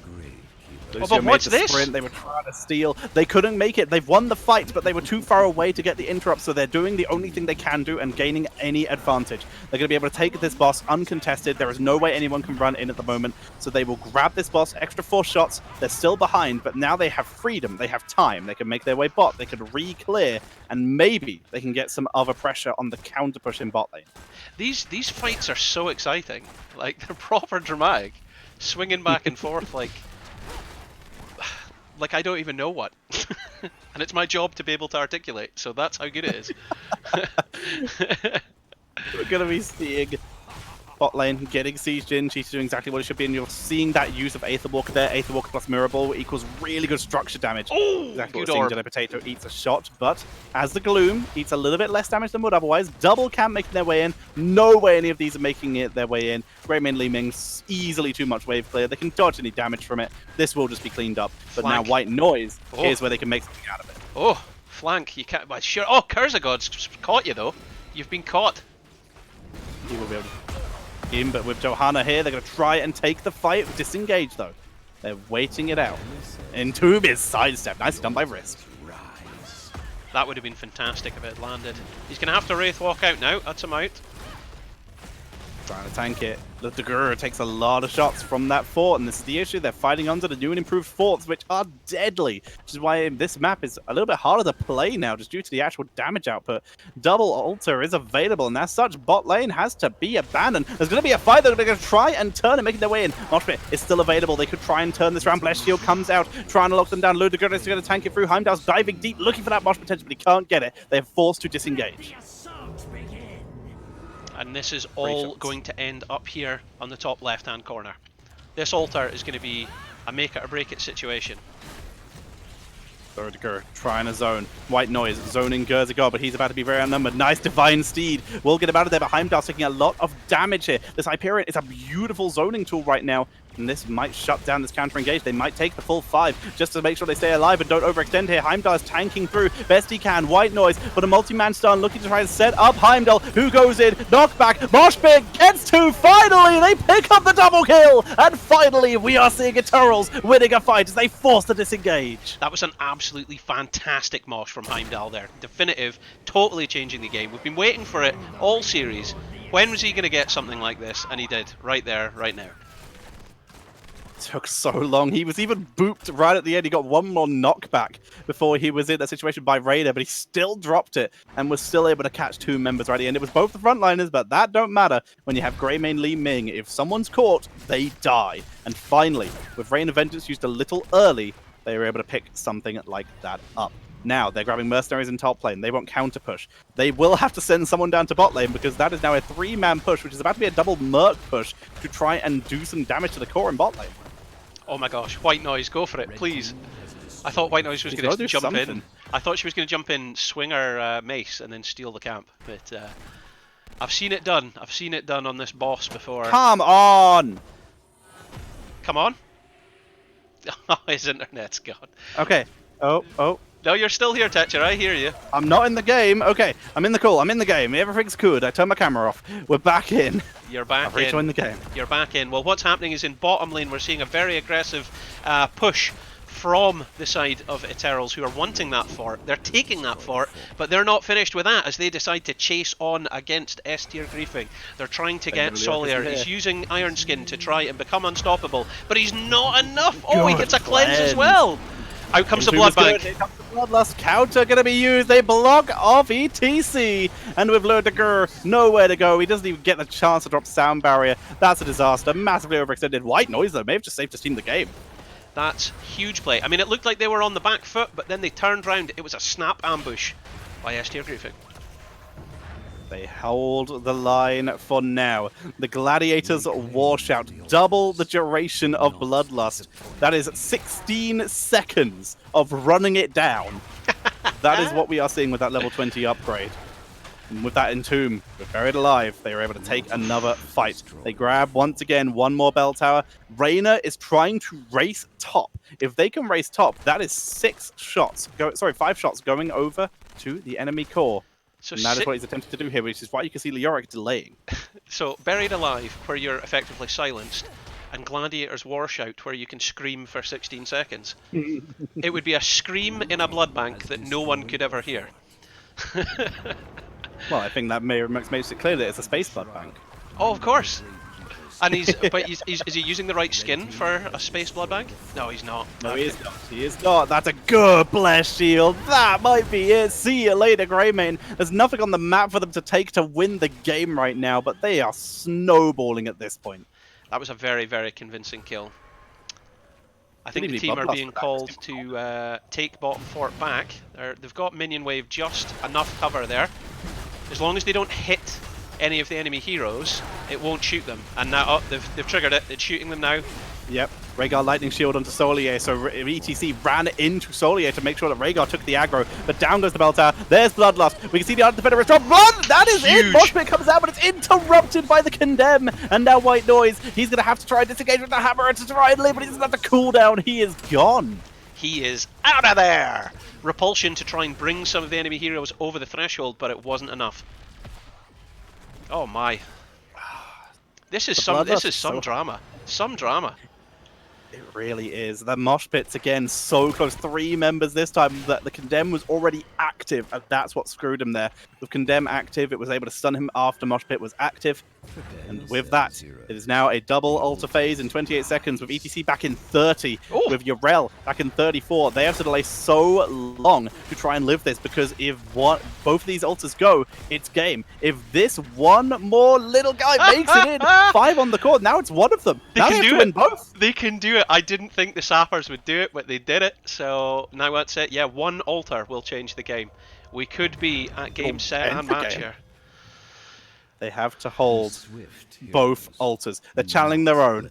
Li Ming, the one person with poke and deny, is channeling. I think this is stupid. ETC is here. They're moving forward. Buried Alive. That's game. Stopping the interrupt. Blood Angel gets the channel, and that is game number 2 going over to S-tier griefing. And it's GG. Yes. Oh no, hang on, you've got to come back, so I'll put you over here for a sec. Oh yeah, hang on. Thanks for reminding me. Boop. Hello. That's you back. That's you back. So I'll put it over to the statistics there. That's 13 takedowns to 9 in favour of S tier griefing. A very convincing game there. I mean, do you know, there's been a lot of back and forth. Between these two teams. So that's quite exciting. Quite exciting indeed. An advantage now goes over to Ludgur and his Eterals, and they get a choice of first pick in the draft or the battleground. What do you think? We're finally at game 3, so I'm happy. We've got a choice of Dragonshire, Cursed Hollow, Tomb of the Spider Queen, or Volskaya. I think if I was a betting man, it'll be Cursed or Dragonshire. We haven't seen Dragonshire today, so I vote for Dragonshire. Cursed is what I would prefer to see because I always think the games there are usually better. So, I don't know. We'll find out in a moment. But exciting stuff. Was there anything that... I mean, because the thing is, there was some mosh pits that were decisive there. And Eterals felt very strong when they pulled them off. But obviously it went back in favour of S tier griefing there. So, I mean... I don't know if it could have went any other way. That was still, on the face of it, a close game. Yeah. I mean, the issue is ETC is still a paper boy. Mosh pit is a game-changing move, but the second you're the one who's being run down, if you don't land that mosh pit, you die, because you are still squishy. And that appears to be the issue here. On paper, seeing as we're mentioning paper boys, when you take ETC and you're against a Johanna, you instantly think, well, have I now lost my mosh pit potential because she's going to use Condemn? And that changed the last team fight in that game. He activated mosh pit, managed to catch 3 if not 4 of them in it, but Condemn was already triggered, so it instantly took him out. Which is... Turned on encountered. So we're just waiting on our teams to select what's going on. If you please just bear with us. Into game 3. Our first game 3. Hooray! We finally didn't get a sweep. I'll just end the contest there by picking a winner. So if you placed a bet, enjoy your points. There seems to be an issue with Stream Elements not speaking correctly in the Twitch chat at the moment, but believe you me, it is working behind the scenes. Nice. So you will get your points issued and things, and of course we use those points for raffles.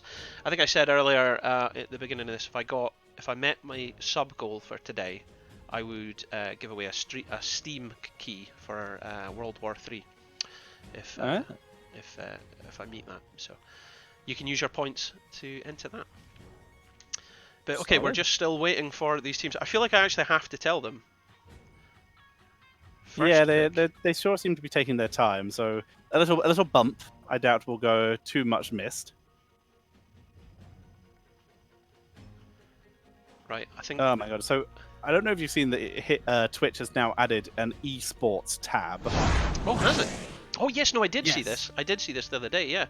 Yes. What about it, Tej? Talk to me. So I'm scrolling through the games, and obviously there's some games here that make sense. FIFA, fine. Not for me, but fine. Fortnite, Counter-Strike, League of Legends.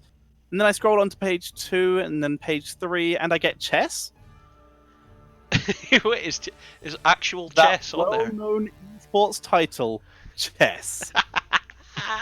Yeah, okay, you're right. Here, because no, I did actually see this the other day, and I went through it going, is Heroes of the Storm on there? And it actually isn't at the moment, which I feel is a crying shame because this game is effectively built for that. It's like manufactured for esports. We just don't have anything going on at the moment that's official with Twitch, so unfortunately nothing will show up. It has to all be done through partnership. Well, it's interesting you say that, because every time I've been to Katowice, and the last time I went last year, there was a lot of Twitch presence there anyway. They said, if you set anything up, talk to us and we will put you on pages like that and direct traffic. We just, at this moment in time, obviously with COVID-19 and oil price collapses and market distress, it's not a great time to try and sort anything, but you know, you and I have discussed this. That's what we need. Sponsored by oil. Please buy oil. No one's buying oil because of COVID, so they need to start sponsoring people to tell people to buy oil. Hot's Karis pointing out in the chat there. In fairness, online chess is pretty big. That's true, but I'd still argue it's not an esport. That's so funny. You're not playing any different than you would be playing a regular chess game. So I'd argue that's not a difference there. I'd argue that's still just chess. But if you move the pieces to dramatic music and have like sudden sharp camera changes about the angles of the pieces, you make it more like audio visual entertainment. Okay, so yeah, there's an app on the on Android. I don't know if it's on Apple as well. And it's just called Garbage Chess, or like Wrong Chess, where you start a game of chess with random pieces. I'm just being like told... all that's guaranteed is you have a king. We have a map. First pick in draft is going over to Eternals, and the map of choice to conclude this series is going to be on Dragonshire. Yay! So you called it. That's the one you wanted. I'm happy. I'm more than happy with that. It's exactly the one I wanted. So we're going to hopefully see something a little bit more different here in terms of those top lane positions, but there's a good chance we're still going to see Leoric because he still does really well on this map. Karis says he would love to hear you cast chess. Well, if you're interested in that, I sell my services on Fiverr, where I sell my ability to commentate literally anything. So for as cheap as $10, you can make me cast chess. Oh my gosh! Oh my gosh! Man, I'm gonna find something. If you want us to cast something opposingly, we can do this. This is something that's an option. Because there's so many things that aren't a sport that would be amazing as a sport. For example, we all saw the media sensation over the last 2 weeks of the two dogs fighting over a bone by the BBC Sports commentator. Oh, I suppose you won't have seen it. You're over in America. So the BBC Sports commentators, because they're trapped in lockdown at home and they can't do any sports, and all sports are cancelled right now, they started commentating like their dogs fighting over toys, and it's been amazing, and it's been a bit of a media sensation in the UK at the moment because he does like professional BBC sports commentary over it, and it's really good. You would be amazing at that, Tetcher, as well. You would. Appreciate it. Well, it's kind of what I did. There's a website very big in the UK called joe.co.uk, and they did a sponsored thing for Fiverr where they had a guy doing at-home sports. So it was getting a tea bag into a mug from across the room, playing golf with a rolled-up piece of tinfoil into a mug across the room. I did he had a rubber duck race down an upside-down mirror. Yes. The ones that I did for that were the teacup golf and the pint pour, where you have to pour a pint of water as level as possible in one single pour. Ooh, that's good. I like that. See, these sort of things we could that's be doing. on their website. This is what we could be doing. Okay, ladies and gentlemen, if you're just joining us now, I'll just recap very quickly. This is the second series of today that we've been casting, and it's S tier griefing against Eternals. They're both doing very well in Division 2, and it's we're in round 2, I think, of season 12 here in Heroes Lounge, which is amazing. Nice. Just unbelievable that it's went as far as 12 seasons. Crazy. And myself and Tetcher couldn't have guessed. I mean, we mentioned the Kalaris curse earlier today, but we could never have guessed where we'd end up with this series because it's been all over the place, just all over the place, but in a good way. It's provided quite positive entertainment. So we need these guys to cast one of those crab versus crab fights where they're holding kitchen knives. I know. The weird thing is that most people know exactly what he's on about. You can see these pictures with lobsters or crabs with knives. Because if you give it, they just hold whatever you give them because they're just trying to pinch it because they think it's a threat. So I'm just reminding the players to set who's first pick because they're scaring me. And that they're so not it's a gonna draft. Yeah. Yeah. At least the team's the right side this time. I didn't have to get it wrong twice.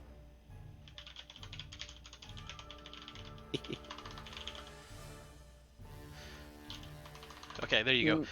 So we're waiting for these players to get sorted, and then we're good to go. So once we go into the draft here for our final in this series, I'll start the contest, and you guys will be able to place your bets.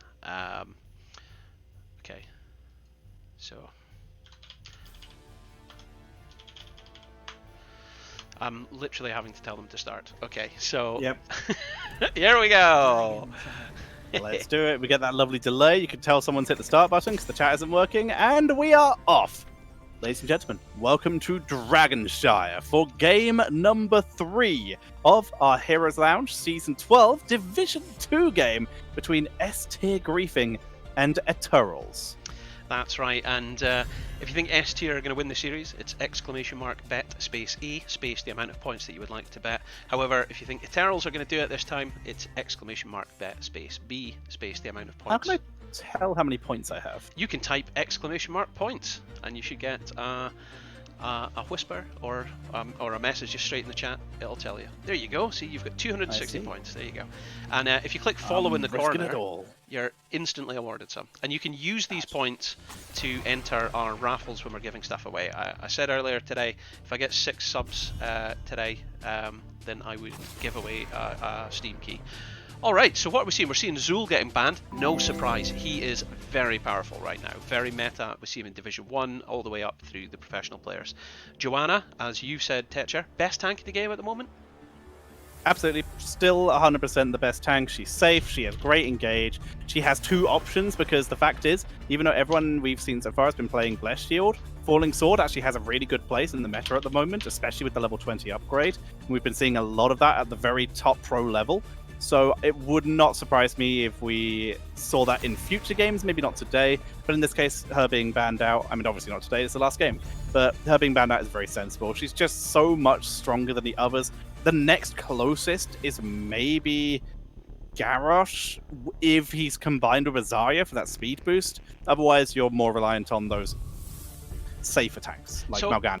I missed it in the Twitch chat earlier, but I've just scrolled up and seen it now. So we got asked, can we cast a crab versus crab fight where they're holding knives? I said that one a couple seconds ago. I heard you talking about the crabs, but I was like, where did he get that from? But now I see where you... Okay. Hey, Rexar makes it in finally. It's Dragonshire, it's his best map, so not too surprised. Actually, second best map because Braxis? No, I wouldn't say... I would say this one's better because he can sit in lane. Well, I suppose he can do the same thing on both maps with Braxis or this, but I feel like this is probably the more... There's Ming coming in, she's got good value. Oh boy. Risk playing Greymane this time. I mean, Risk played Sonya in game number 1 as solo laner, and then they swapped White Noise with Risk.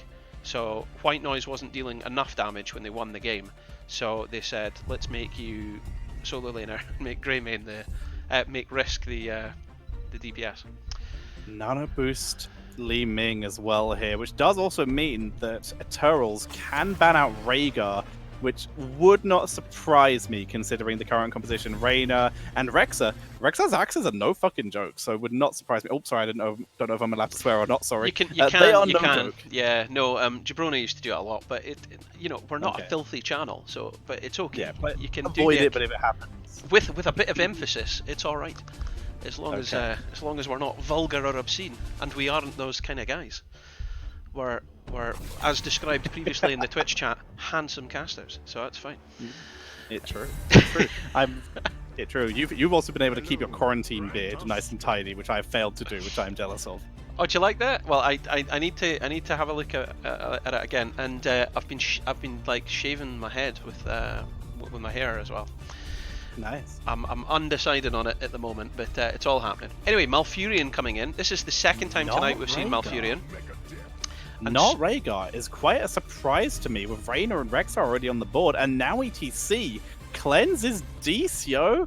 I am confused. I'm very confused. There's got to be confused. I am confused furious, apparently.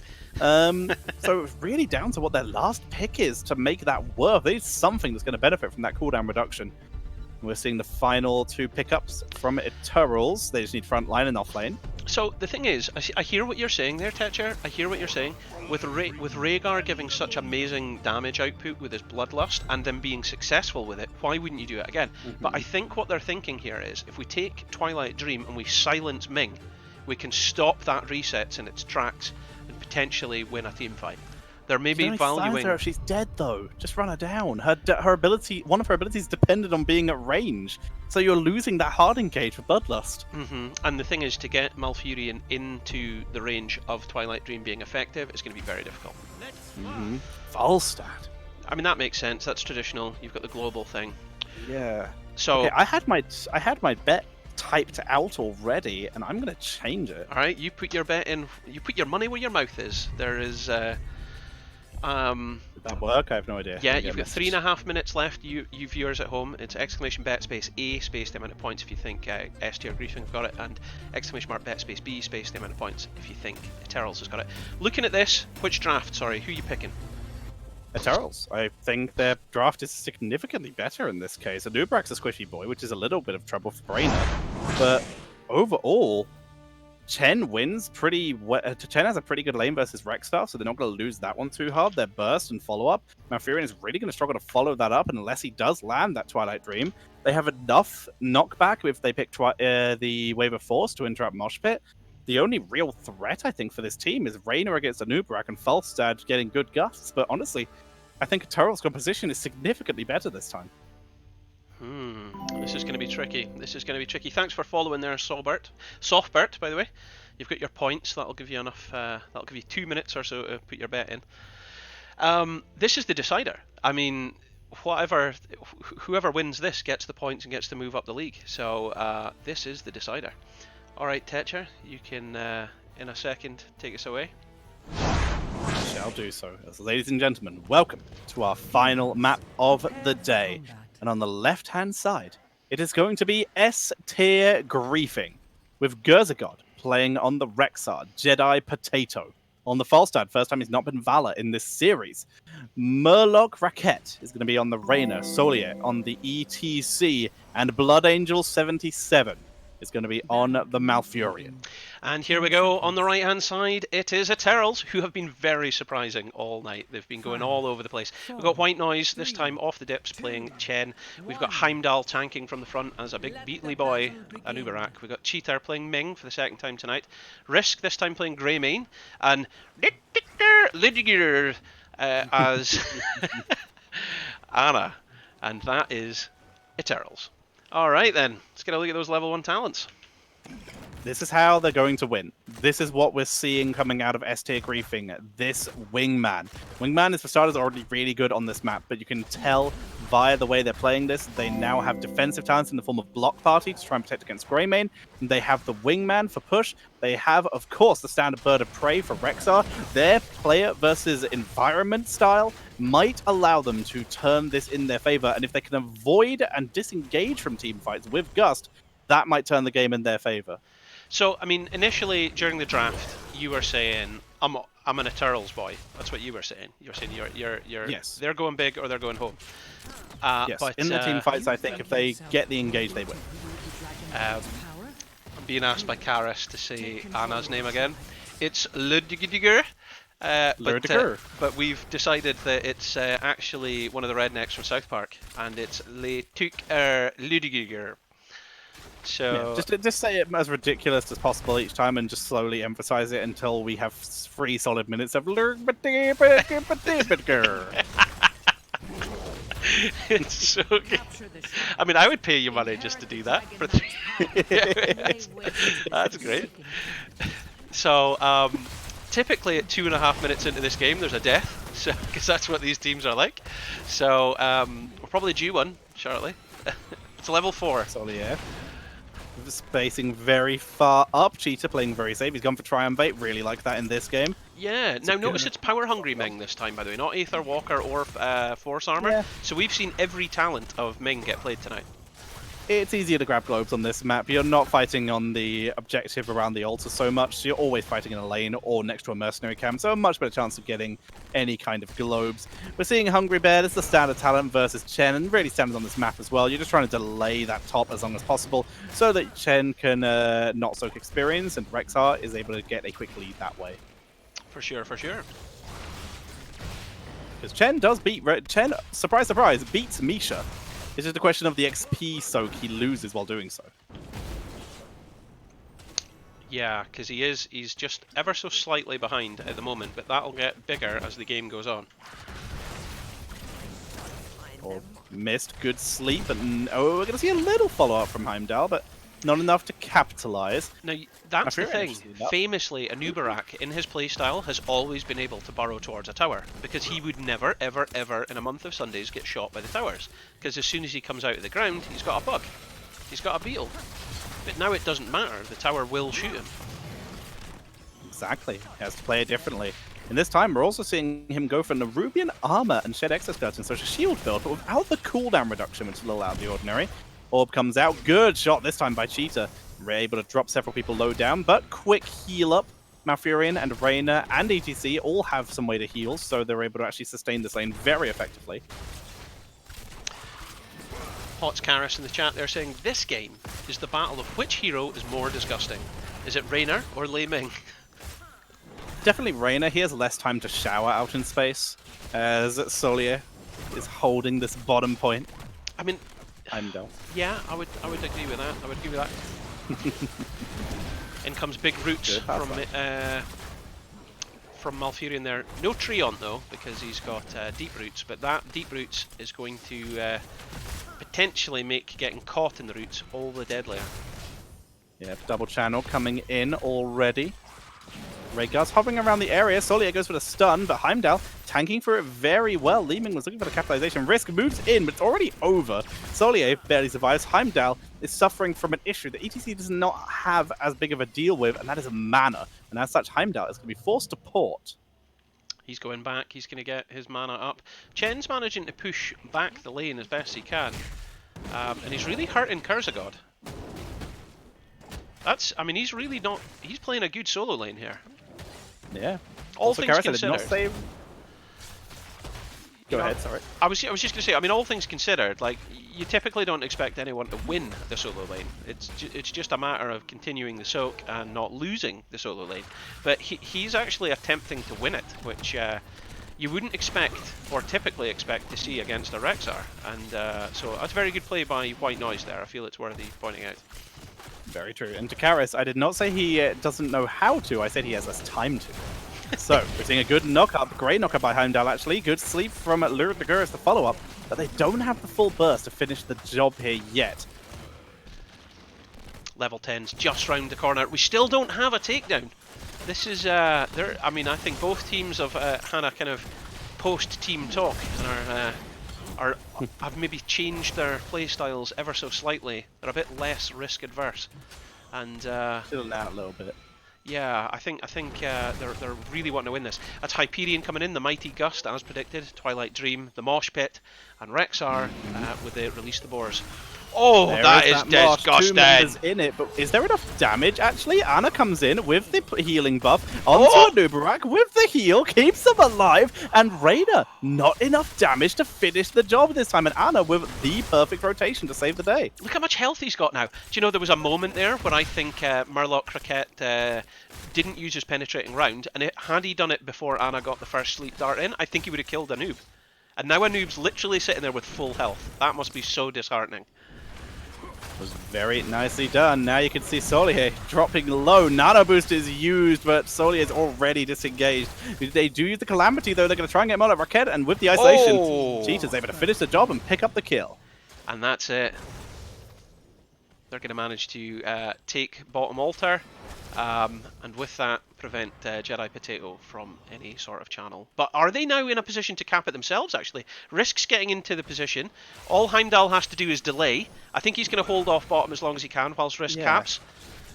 I think we missed it, but Rexar died. He's only just got back to base, and as such, he was not able to claim top lane, and the Dragon Knight is going to be grabbed here by Eternals. So, yeah, I was going to say earlier, when Laming got the kill on Raynor, I was going to say that's first blood, but I noticed it was 2. Now, yeah, I think we both missed it. We missed it. There was a kill in top lane. Very well played to White Noise, who is effectively winning the solo lane, as I was saying earlier. Freaking rip Dragon Knight, though. Holy crap, that was so much damage. It's only used like a 10th of its time, and it's already being absolutely dominated. It's going to try and get one more tower, but eating both those tower hits, taking so much damage, it's forced to back up. Dragon Knight is now basically just a fire breath machine. So, I mean, yeah, like, you used to be able to stand right at the top or right at the bottom, and both towers couldn't shoot you, only one could. But he looked like he was standing in the correct place, but he was getting shot by both towers. He was a bit too low. That was his fault in that case, but it still is also the damage output of Raynor doing a really good job. Well, they got the altar, they got the bottom wall down, so they have had some structural work carried out there. They got the builders in. And that is level 13 talent advantage in S tier griefing. Holding it together. Keeping it going. Even though they lost the objective, they hold it very nicely. Now a Giant Killer on Falstack, going to be much easier to control and kill this Dragon Knight. Dire Beast coming in here for Rexar, really trying to counteract that Chen, who is being a real pain in the ass to kill.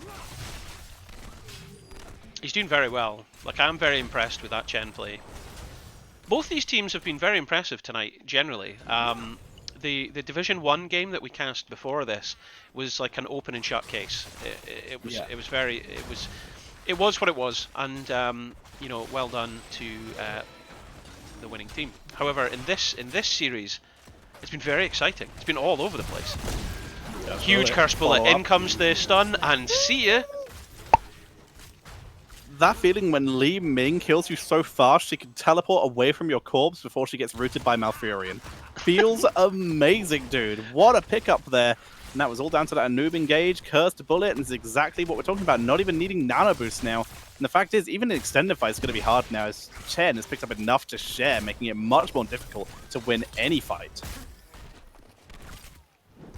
Risk coming up with his team now. 4-man together with a Siege Giant and Bruiser Camp and that spell bonus. This is going to be, this is almost certainly going to be that fort and potential for a kill if they want it. I'm eating a lot of damage from Raynor, exactly what Raynor should be doing, trying to bully that Anub'arak out of lane. His auto attacks easily get around that big spell armor Anub'arak has. But, like you said, they don't have enough wave clear in that lane to take care of the minions before the fort goes down. White Noise also getting pushed up really, really hard. Will need some reinforcements, but luckily, he's got the squad coming. I was going to say that, like that, I don't know, I didn't, oh my gosh, yeah. Oh wow. Alright. Like, well, sorry, you were saying before you were so rudely interrupted by a murder. He was murdered in the space that he could have taken to press tab. Like that was excellent execution there by Eternals.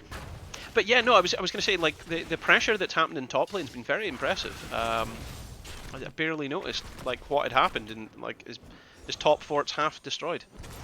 Yeah, Chen, like I said, he's probably the best laner against Rexar these days, in terms of heroes who can actually be useful in the fight as well. But it's still very hard to go up against a Rexar. He's just hard to deal with. Good power side, and Solio barely survives that time. Oh, I've got a bit of lag, but we're okay! Woohoo! Tetcher didn't disappear. Didn't disappear, didn't die. That's a channel, but it's not going to be enough. White Noise managing to back out. Anub'arak looking for an opening. Out comes the roots. Cheater looking for an orb! What? I didn't think it would kill him though. I mean, has he got mirror ball? He does, yeah. That won't hold up in court. That was... I didn't think it would kill him though. Yeah, that's not an excuse. The poison was just a laugh. Looking for Jedi, they want more. I think they've overextended this time though. Heimdall's supposed to back up. Gurzigod coming in from behind, bringing out the axes. Dur is absolutely doomed here. No chance. They massively overextended this time. They took their Dur off the map. And I think that barrel roll was actually looking for somebody, but doesn't find anybody. Caps the shrine. Chen's quite safely got top though, so I don't think they're going to get the dragon, the DK that quickly. So Risk starting to take the camp. Could they invade? Oh. It wasn't for the distraction. Nicely done by Boomerang. Heimdall able to get the delay tactics there, keeps him in. Chen now needs to hold against Rexar, but the problem is, what happens when reinforcements come? Because Falstad is on the way. So is Greyman, though, looking to maybe turn this into a 2v2. Cursed Bullet, they're just going for Gruzinger, just run him down. Silver Fire's dropped, that is not effective. Oh shit, yes it is! He times the wall, he's gonna try and take it! But nope, that's a disaster. Uh-oh, uh-oh, uh-oh, wow! Down he goes. Well done!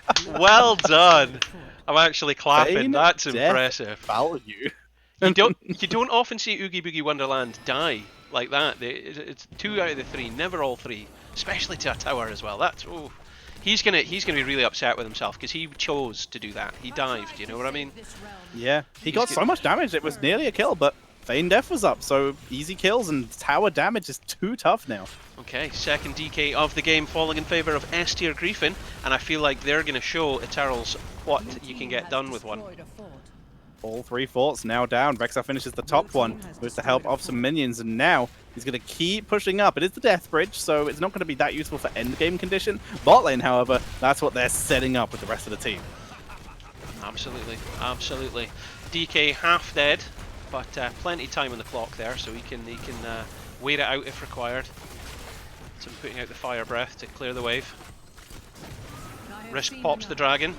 Anoob's diving in. Good gosh, that might allow Malfurion to live. They gotta get out of here. Mouth's on the run, trying to free here. Good start by Rexar. Misha is doomed, though. Say goodbye to the bear, Peter, please. That bear's dancing no more as the team go for their bruiser camp on the left-hand side.